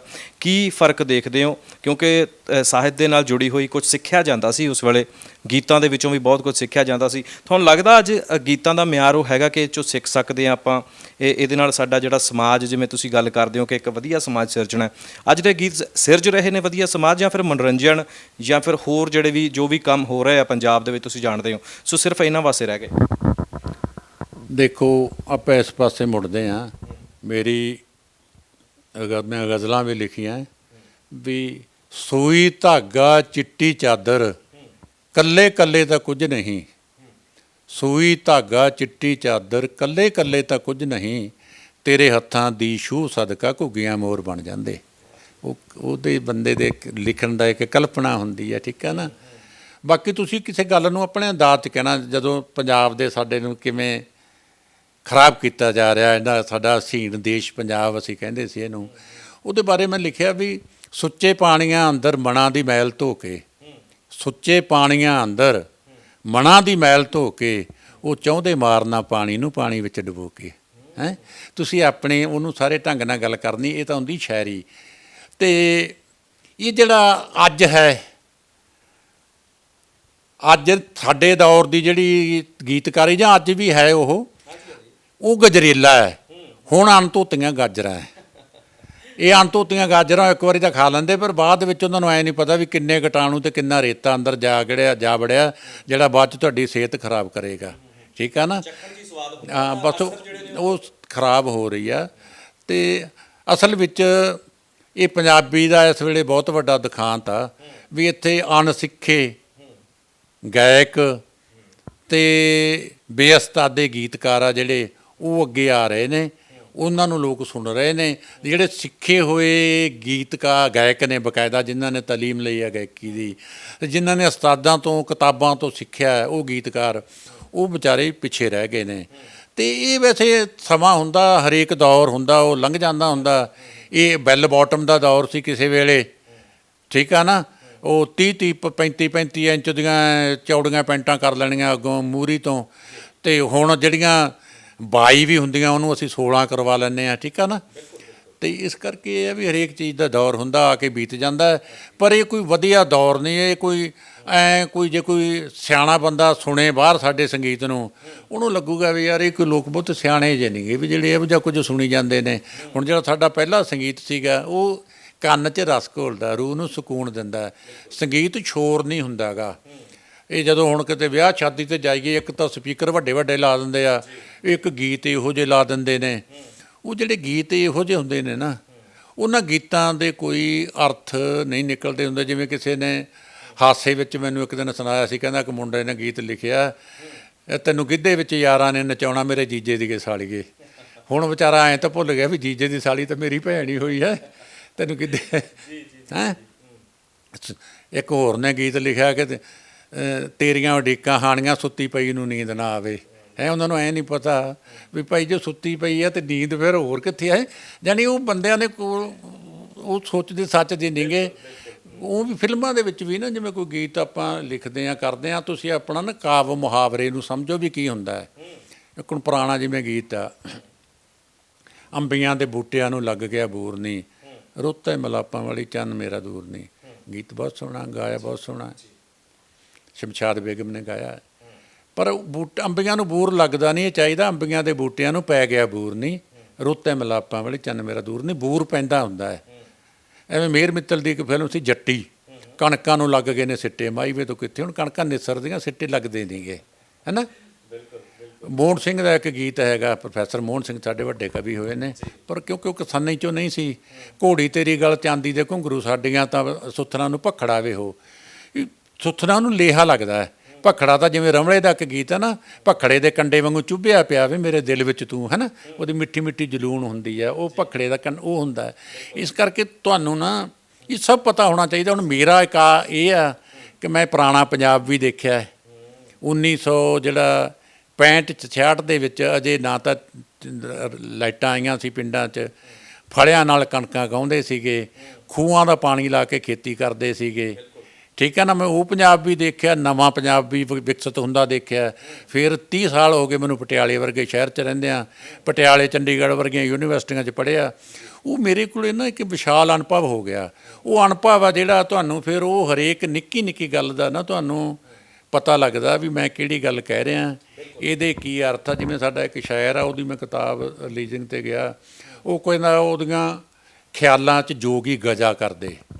ਮੈਂ ਕਹਿੰਦਾ ਗਜਾ ਦਾ ਮਤਲਬ ਹੁੰਦਾ ਖੁਰਾਕ, ਖਾਣ ਪੀਣ, ਅਤੇ ਗਜਾ ਪਿੰਡ ਦੇ ਡੇਰੇਦਾਰ ਕਰਦਾ ਹੁੰਦਾ। ਡੇਰੇਦਾਰਾਂ ਦਾ ਕੋਈ ਹੁੰਦਾ ਜਿਹੜਾ ਸੇਵਕ, ਉਹ ਡਾਲੀ ਵਾਲਾ ਉਹਨੂੰ ਕਹਿੰਦੇ ਨੇ। ਉਹ ਪਿੰਡ 'ਚੋਂ ਰੋਟੀਆਂ ਪ੍ਰਸ਼ਾਦੇ ਦਾਲ ਇਕੱਠੀ ਕਰਕੇ ਲਿਆਉਂਦਾ, ਨਾਲੇ ਆਪ ਖਾ ਲੈਂਦੇ ਨੇ, ਰਾਏ ਪਾਈ ਨੂੰ ਗਾਉਂਦੇ ਆ। ਜੋਗੀ ਅਲਖ ਜਗਾਉਂਦੇ ਨੇ, ਗਜਾ ਨਹੀਂ ਕਰਦੇ ਗੇ, ਹੈਂ। ਇਸ ਕਰਕੇ ਤੁਸੀਂ ਨਿੱਕੇ ਨਿੱਕੇ ਮੁਹਾਵਰੇ, ਨਿੱਕੀ ਨਿੱਕੀ ਗੱਲ ਜਿਹੜੀ ਨਾ, ਉਹ ਤੁਹਾਨੂੰ ਉਹਦੇ ਵੱਲ ਧਿਆਨ ਦੇਣਾ ਪਊਗਾ। ਅਤੇ ਇਹ ਨਹੀਂ, ਉਹਦੇ ਲਈ ਇਹ ਹੈ ਵੀ ਚੰਗੇ ਸਾਹਿਤ ਦਾ ਅਧਿਐਨ ਕਰੋ। ਠਾਹ ਸੋਟਾ ਜਿਹੜਾ ਕਦੇ ਵੀ ਗੀਤਾਂ 'ਚ ਨਾ ਮਾਰੋ। ਚੰਗਾ ਸੰਗੀਤ ਅਤੇ ਚੰਗੇ ਸਿੱਖੇ ਹੋਏ ਗਾਇਕਾਂ ਦੀ ਗਾਇਕੀ ਆ ਜਿਹੜੀ ਉਹ ਅਮਰ ਰਹਿੰਦੀ ਆ। ਬਾਕੀ ਲੋਕ ਇਹ ਆਪ ਪਿੱਛੋਂ ਮਰਨਗੇ, ਇਹਨਾਂ ਨੇ ਜੋ ਕੁਛ ਗਾਇਆ ਅਤੇ ਲਿਖਿਆ ਇਹਨਾਂ ਤੋਂ ਪਹਿਲਾਂ ਮਰ ਜੂਗਾ, ਸਮਝਿਆ ਨਾ। ਅਤੇ ਇੱਕ ਹੁੰਦਾ ਵੀ ਸ਼ਾਇਰ, ਮੈਂ ਲਿਖਿਆ ਵੀ ਸ਼ਾਇਰ ਮਰੇ ਤਾਂ ਮਰਿਆਂ ਪਿੱਛੋਂ ਸਿਵਾ ਵੀ ਜਿਉਂਦਾ ਰਹਿੰਦਾ ਹੁੰਦਾ ਸੀ, ਕੋਈ ਗੀਤਾਂ ਵਾਲਾ ਜੱਗ ਸੁਣਾਉਂਦਾ ਰਹਿੰਦਾ। ਉਹ ਤੁਹਾਨੂੰ ਤਾਂ ਹੀ ਸੁਣਦੇ ਸੁਣਾਉਂਦੇ ਨੇ ਲੋਕ ਜੇ ਤੁਸੀਂ ਕੋਈ ਉਹਦੇ ਵਿੱਚ ਉਹੋ ਜਿਹੀ ਗੱਲ ਕੀਤੀ ਆ। ਉਹ ਇੱਕ ਮੈਂ 2 ਲਾਈਨਾਂ ਨੇ ਵੀ, ਬੰਸਰੀ ਵਿੱਚ ਫੂਕ ਮਾਰੇ ਚੀਕ ਬਣ ਜੇ, ਮਾਰੋਂ ਤੋਂ ਚੀਕ ਬਣ ਜੂ। ਬੰਸਰੀ ਵਿੱਚ ਫੂਕ ਮਾਰੀ ਚੀਕ ਬਣ ਜੇ ਲਰਜਦੀ ਪਾਉਣ ਨੂੰ ਛੂਹ ਜਾਣ ਪੋਟੇ ਬਣਦੀ ਧੁਣ। ਕਲਾਕਾਰ ਦੇ ਕੋਲ ਸਰੰਗੀ ਰਾਗ ਹੈ, ਅਨਾੜੀ ਦੇ ਕੋਲ ਹੈ ਬਸ ਧੁਣ ਧੁਣ ਧੁਣ। ਉਹ ਧੁਣ ਧੁਣ ਉਹ ਰਾਗ ਹੈ। ਇਹ ਹੈ ਵੀ ਤੁਸੀਂ ਉਹਨੂੰ ਬਣਾਉਣਾ ਹੈ, ਢਾਲਣਾ ਹੈ, ਠੀਕ ਹੈ ਨਾ। ਅਤੇ ਇਹ ਹੈ ਵੀ ਨਵੇਂ ਜਿਹੜੇ ਗੀਤਕਾਰ ਨੇ ਜਾਂ ਗਾਇਕ ਨੇ ਉਹ ਸਿੱਖ ਕੇ ਅੱਗੇ ਆਉਣਗੇ ਤਾਂ ਚੰਗੀ ਗੱਲ ਆ, ਅਤੇ ਨਹੀਂ ਤਾਂ ਭਾਈ ਇਹ 4 ਦਿਨਾਂ ਦੀ ਚਾਂਦਨੀ ਆ ਅਤੇ ਇਹਨੇ ਫਿਰ ਬੀਤ ਜਾਣਾ। ਫਿਰ ਉਹਨਾਂ ਦੇ ਪੱਲੇ ਫਰਸਟ੍ਰੇਸ਼ਨ ਪਏਗੀ। ਜਿਹੜੇ ਬੰਦੇ ਪੱਕੇ ਪੈਰੀ ਆ, ਜਿਨ੍ਹਾਂ ਨੇ ਚੰਗਾ ਸਿੱਖਿਆ ਗਾਇਕੀ ਨੂੰ ਚਾਹੇ ਗੀਤਕਾਰੀ ਨੂੰ, ਉਹ ਬੰਦੇ ਐਸਟੈਬਲਿਸ਼ ਵੀ ਹੋ ਜਾਂਦੇ ਆ ਆਪਦੇ ਖੇਤਰ ਵਿੱਚ, ਅਤੇ ਉਹ ਇਹਨੂੰ ਪ੍ਰੋਫੈਸ਼ਨ ਵੀ ਬਣਾ ਸਕਦੇ ਆ। ਦੂਜੇ ਬੰਦੇ ਲਈ ਇਹਨੂੰ ਬਣਾਉਣਾ ਬਹੁਤ ਔਖਾ ਹੁੰਦਾ। ਤੁਸੀਂ ਮੈਨੂੰ ਤੁਸੀਂ ਫਿਲਮ ਦਾ ਗੀਤ ਕਹਿ ਦਿਓ ਵੀ ਇਹ ਲਿਖ ਦਿਓ। ਜਿਵੇਂ ਉਡੀਕਾਂ ਸਾਉਣ ਦੀਆਂ ਫਿਲਮ ਵੇਲੇ ਮਹਿੰਦਰਜੀਤ ਜੀ ਸੰਗੀਤਕਾਰ ਮੈਨੂੰ ਕਹਿੰਦੇ ਵੀ ਮੀਨੂ ਪੁਰਸ਼ੋਤਮ ਆਏ ਬੈਠੇ ਨੇ ਵੀ ਆਪਾਂ ਡੋਲੀ ਦਾ ਗੀਤ ਗਾਉਣਾ ਹੈ। ਮੈਂ ਆਖਿਆ ਵੀ ਕਿਸ ਤਰ੍ਹਾਂ, ਕਹਿੰਦਾ ਟਿਊਨ ਇਹ ਆ, ਡੰ ਡੰ ਡੰ ਡੰ ਡੰ ਡੰ ਡੰ ਡੰ ਡੰ ਡੰ ਡੰ ਡੰ ਡੰ ਡੰ ਡੰ ਡੰ। ਤਾਂ ਮੈਂ ਆਖਿਆ ਤਾਂ ਮੈਂ ਬੜੇ ਵਾਰੀ ਸੁਣੀ ਆ। ਕਹਿੰਦਾ ਕਿਵੇਂ? ਮੈਂ ਕਿਹਾ ਸਤਨਾਮ ਸਤਨਾਮ ਸਤਨਾਮ ਜੀ ਵਾਹਿਗੁਰੂ ਵਾਹਿਗੁਰੂ। ਉਹ ਅਸਲ ਲੱਗ ਪਿਆ, ਕਹਿੰਦਾ ਹਾਂ ਮਿਲਦੀ ਉਸੇ ਰਾਗ ਦੇ ਵਿੱਚ ਆ। ਮੈਂ ਉੱਥੇ ਹੀ ਲਿਖਤਾ, ਤੈਨੂੰ ਕਿਵੇਂ ਤੋਰੀਏ ਨੀ ਧੀਏ ਪਿਆਰੀਏ, ਪੈਂਦੇ ਨੇ ਕਲੇਜੇ ਵਿੱਚ ਹੌਲ ਪਿਆਰੀਏ, ਕੰਡਾ ਭੁੱਲ ਕੇ ਜੇ ਲਈਏ ਕਦੇ ਤੋੜ ਨਹੀਂ, ਰੋ ਪੈਂਦੀ ਉਦੋਂ ਕੰਡਿਆਲੀ ਥੋਰ ਨਹੀਂ, ਐਸਾ ਹੁੰਦਾ ਪਿਆਰ ਜ਼ਿੰਦਗੀ ਤੋਂ ਪਿਆਰੀਏ। ਯਾਨੀ ਇਹ ਉਹ ਕਹਿੰਦਾ ਯਾਰ ਵੀ ਮੈਨੂੰ ਉਦੋਂ ਉਹਨੇ ਬੜਾ ਜ਼ੋਰ ਲਾਇਆ ਵੀ ਤੁਸੀਂ ਬੰਬੇ ਰਹਿ ਜਾਓ, ਵੀ ਇਹੋ ਜਿਹੇ ਬੰਦਿਆਂ ਦੀ ਇੱਥੇ ਬੜੀ ਲੋੜ ਹੁੰਦੀ, ਸਮੇਂ ਦੀ ਘਾਟ ਆ, ਜਿਹੜਾ ਮੌਕੇ 'ਤੇ ਕੁਝ ਲਿਖ ਸਕਦਾ ਅਤੇ ਵਧੀਆ ਲਿਖ ਸਕਦਾ ਹੈ। ਕਿਉਂਕਿ ਤੁਹਾਡੇ ਅੰਦਰ ਉਹ ਇੱਕ ਤਰ੍ਹਾਂ ਦਾ ਜਿਵੇਂ ਮਸ਼ੀਨ 'ਚੋਂ ਚੀਜ਼ ਬਣ ਕੇ ਨਿਕਲਦੀ ਹੈ ਨਾ, ਜੇ ਤੁਸੀਂ ਅੰਦਰ ਆਪਣਾ ਭਰਿਆ ਹੈ ਤੁਹਾਡੇ ਕੋਲੇ ਵਧੀਆ, ਉਹ ਆਪਣੇ ਆਪ ਨਿਕਲ ਆਏਗੀ। ਅਤੇ ਆਮ ਜਿਹੜੇ ਗਾਇਕ ਸਾਡੇ ਗੀਤਕਾਰ ਨੇ ਉਹ ਕਹਿਣਗੇ ਜੀ ਅਸੀਂ ਫਿਰ ਕੋਈ ਨਹੀਂ 2-3 ਦਿਨ 'ਚ ਤੁਹਾਨੂੰ ਲਿਖ ਦਿਆਂਗੇ। ਕਈ ਵਾਰੀ ਤਾਂ ਸਾਡੇ ਕਈ ਵੱਡੇ ਗੀਤਕਾਰ ਵੀ ਨੇ ਤੇ ਮੈਂ ਕੁਝ ਕੰਪਨੀਆਂ ਨਾਲ ਵੀ ਕੰਮ ਕੀਤਾ ਤੇ ਮੇਰੇ ਗੀਤਾਂ ਦੇ ਨਾਲ ਨਾਲ ਅਸੀਂ ਹੋਰਾਂ ਦੇ ਗੀਤ ਵੀ ਲੈ ਲੈਂਦੇ ਸੀ। ਉਹ ਜਦੋਂ ਰਿਕਾਰਡਿੰਗ ਦੇ ਵਿੱਚ ਉਹਨਾਂ ਦਾ ਗੀਤ ਲੈਣ ਦੀ ਗੱਲ ਚੱਲਣੀ ਤੇ ਉਹਨਾਂ ਨੇ ਕਹਿਣਾ ਜੀ ਇਹਦੇ 2 ਪੈਰੇ ਬਣ ਗਏ ਆ ਜਾਂ ਬਾਕੀ ਬਣਦੇ ਨਹੀਂ, ਤੇ ਮੈਂ ਕਹਿਣਾ ਉਹਰਾ ਮੈਨੂੰ ਫੜਾਓ, ਉਹ 2 ਕੁ ਮੈਂ ਬਣਾ ਕੇ ਤੇ ਉਹ ਗੀਤ ਰਿਕਾਰਡ ਕਰਵਾ ਦੇਣਾ, ਪੂਰਾ ਕਰ ਦੇਣਾ। ਜਾਣੀ ਕਈ ਕਹਿੰਦੇ ਕਹਾਉਂਦੇ ਜਿਹੜੇ ਗੀਤਕਾਰ ਨੇ ਉਹਨਾਂ ਦੇ ਗੀਤ ਮੈਂ ਪੂਰੇ ਇਸ ਤਰ੍ਹਾਂ ਕੀਤੇ ਨੇ। ਤੇ ਇਹ ਬਸ ਕੁਦਰਤੀ ਤੁਹਾਡੀ ਕਲਾ ਹੁੰਦੀ ਆ। ਤੇ ਪਰ ਇਹ ਆ ਵੀ ਤੁਸੀਂ ਜੇ ਸਿੱਖਿਆ, ਜੇ ਤੁਸੀਂ ਕਿਤਾਬਾਂ ਪੜ੍ਹੀਆਂ, ਇਹਦੇ ਨਾਲ ਜੁੜੇ, ਹੁਣ ਮੇਰੀ ਉਮਰ 63 ਸਾਲ ਹੋ ਗਈ, ਠੀਕ ਆ ਨਾ, ਅਪ੍ਰੈਲ ਦੇ ਵਿੱਚ ਹੋ ਜੂਗੀ 63 ਸਾਲ। ਤੇ ਮੈਨੂੰ ਲਿਖਦੇ ਨੂੰ 50 ਸਾਲ ਹੋ ਗਏ, ਇਹਨਾਂ ਵਿੱਚੋਂ ਘੱਟੋ ਘੱਟ ਵੀ ਤਾਂ ਜ਼ਿਆਦਾ ਹੋ ਗਏ। ਤੇ ਜੇ ਆਪਾਂ 1978 ਤੋਂ ਅੱਜ ਤੱਕ ਲਿਆਈਏ ਤੇ 42-43 ਸਾਲ ਦੀ ਉਮਰ ਤਾਂ ਮੇਰੀ ਪਹਿਲੀ ਕਿਤਾਬ ਦੀ ਹੋ ਗਈ ਆ। ਜਾਣੀ ਇਹ ਨਾ ਇਹਦੇ ਤੇ ਇਹ ਤਾਂ ਸਮਾਂ ਲੱਗਦਾ ਹੈ। ਇਹ ਸਾਡੇ ਜਿਹੜੇ ਨਵੇਂ ਨੌਜਵਾਨ ਨੇ ਉਹਨਾਂ ਕੋਲ ਨਾ ਕਾਲ ਆ, ਉਹ ਚਾਹੁੰਦੇ ਨੇ ਰਾਤ ਸਟਾਰ ਹਾਂ ਵੀ ਜਾਦੂ ਇਸ ਤਰ੍ਹਾਂ ਹੋ ਜੇ। ਫਿਰ ਇਹ 2 ਤਰ੍ਹਾਂ ਦੀ ਹੁੰਦੀ ਆ ਕਲਾ ਵੀ। ਇੱਕ ਦਰਿਆ ਹੈ, ਦਰਿਆ ਦੇ ਪਿੱਛੇ ਗਲੇਸ਼ੀਅਰ ਆ, ਗਲੇਸ਼ੀਅਰ ਤੋਂ ਬਰਫ਼ ਥੋੜ੍ਹੀ ਥੋੜ੍ਹੀ ਖੁਰਦੀ ਰਹਿੰਦੀ ਆ, ਉਹ ਸਦਾ ਤੁਰਦੇ ਰਹਿੰਦੇ ਆ। ਇੱਕ ਹੁੰਦੀ ਬਰਸਾਤੀ ਨਦੀ, ਉਹ ਬਰਸਾਤਾਂ 'ਚ ਤਾਂ ਉਹਦੇ 'ਚ ਹੜ੍ਹ ਆ ਜਾਂਦਾ ਹੈ ਤੇ ਬਾਅਦ 'ਚ ਉਹ ਸੁੱਕੀ ਹੁੰਦੀ ਆ, ਜਾਂ ਲੋਕ ਨਾਲੀਆਂ ਦਾ ਪਾਣੀ ਛੱਡ ਕੇ ਉਹਨੂੰ ਗੰਦਾ ਨਾਲਾ ਬਣਾ ਦਿੰਦੇ ਨੇ। ਇਹ ਲੇਖਣੀ ਵੀ 2 ਤਰ੍ਹਾਂ ਦੀ ਆ ਵੀ ਇੱਕ ਜਿਨ੍ਹਾਂ ਦੇ ਪਿੱਛੇ ਤਾਂ ਗਲੇਸ਼ੀਅਰ ਆ ਉਹ ਨਿਰੰਤਰ ਲਿਖਦੇ ਰਹਿੰਦੇ, ਵਧੀਆ ਲਿਖਦੇ ਨੇ। ਤੇ ਕਈ ਫਿਰ ਜਿਹੜੇ ਹਾਲ ਉਹਨਾਂ ਦਾ ਬਰਸਾਤੀ ਨਦੀ ਵਾਲਾ ਹੁੰਦਾ, ਆਏ ਵਗ ਗਏ ਸੁੱਕ ਗਏ ਬਸ। ਜੀ ਬਾਈ ਜੀ, ਬਹੁਤ ਧੰਨਵਾਦ ਕਰਦਾ ਮੈਂ ਤੁਹਾਡਾ। ਸਮੇਂ ਦੀਆਂ ਜਿਹੜੀਆਂ ਘੜੀਆਂ ਨੇ ਉਹ ਇਜਾਜ਼ਤ ਨਹੀਂ ਦਿੰਦੀਆਂ, ਤੇ ਇਹ ਅੱਜ ਦੀ ਜਿਹੜੀ ਸਾਡੀ ਮੁਲਾਕਾਤ ਹੈਗੀ ਹੈ, ਦਰਸ਼ਕੋ ਤੁਸੀਂ ਵੀ ਇਹਨੂੰ ਖੂਬ ਇੰਜੋਏ ਕੀਤਾ ਹੋਵੇਗਾ, ਕਿਉਂਕਿ ਉਸ ਦੌਰ ਤੋਂ ਲੈ ਕੇ ਅੱਜ ਦੇ ਦੌਰ ਤੱਕ, ਯਾਨੀ ਕਿ 80ਵੇਂ ਦੀ ਦੌਰ ਦੀ ਗੱਲ ਕਰਦੇ ਹਾਂ, ਸ਼ੁਰੂਆਤੀ ਦੌਰ ਕਹਿ ਲਈਏ ਜਾਂ ਉਸ ਤੋਂ ਪਹਿਲਾਂ ਵੀ ਹੋਣਗੇ, ਖੈਰ ਸੋ ਉਹ ਸਾਰੇ ਸੁਨਹਿਰੀ ਪਲ ਜਿਹੜੇ ਉਹ ਪਲ ਸੀ, ਅੱਜ ਕਿਵੇਂ ਗਾਇਕੀ ਕਿਵੇਂ ਹੈ, ਗੀਤਕਾਰੀ ਕਿਵੇਂ, ਅੱਜ ਸਾਰੀ ਗੱਲਬਾਤ ਹੋਈ ਹੈ। ਸੋ ਆਸ ਕਰਦਾ ਤੁਹਾਨੂੰ ਪਸੰਦ ਆਈ ਹੋਵੇਗੀ। ਬਾਈ ਜੀ ਬਹੁਤ ਧੰਨਵਾਦ, ਥੈਂਕ ਯੂ ਵੈਰੀ ਮਚ। ਤੁਹਾਡਾ ਵੀ ਬਹੁਤ ਬਹੁਤ ਧੰਨਵਾਦ। ਤਾਜ਼ਾ ਖਬਰਾਂ ਤੇ ਨਵੀਆਂ ਜਾਣਕਾਰੀ ਭਰਪੂਰ ਵੀਡੀਓਜ਼ ਵੇਖਣ ਲਈ ਸਬਸਕ੍ਰਾਈਬ ਕਰੋ ਸਾਡਾ YouTube channel pride Punjab TV ਤੇ ਸਾਡਾ Facebook page pride Punjab TV ਨੂੰ ਫੋਲੋ ਜ਼ਰੂਰ ਕਰੋ ਤੇ ਨਾਲ ਹੀ ਨਾਲ ਇਸ ਨੂੰ ਲਾਈਕ ਵੀ ਕਰ ਲਵੋ।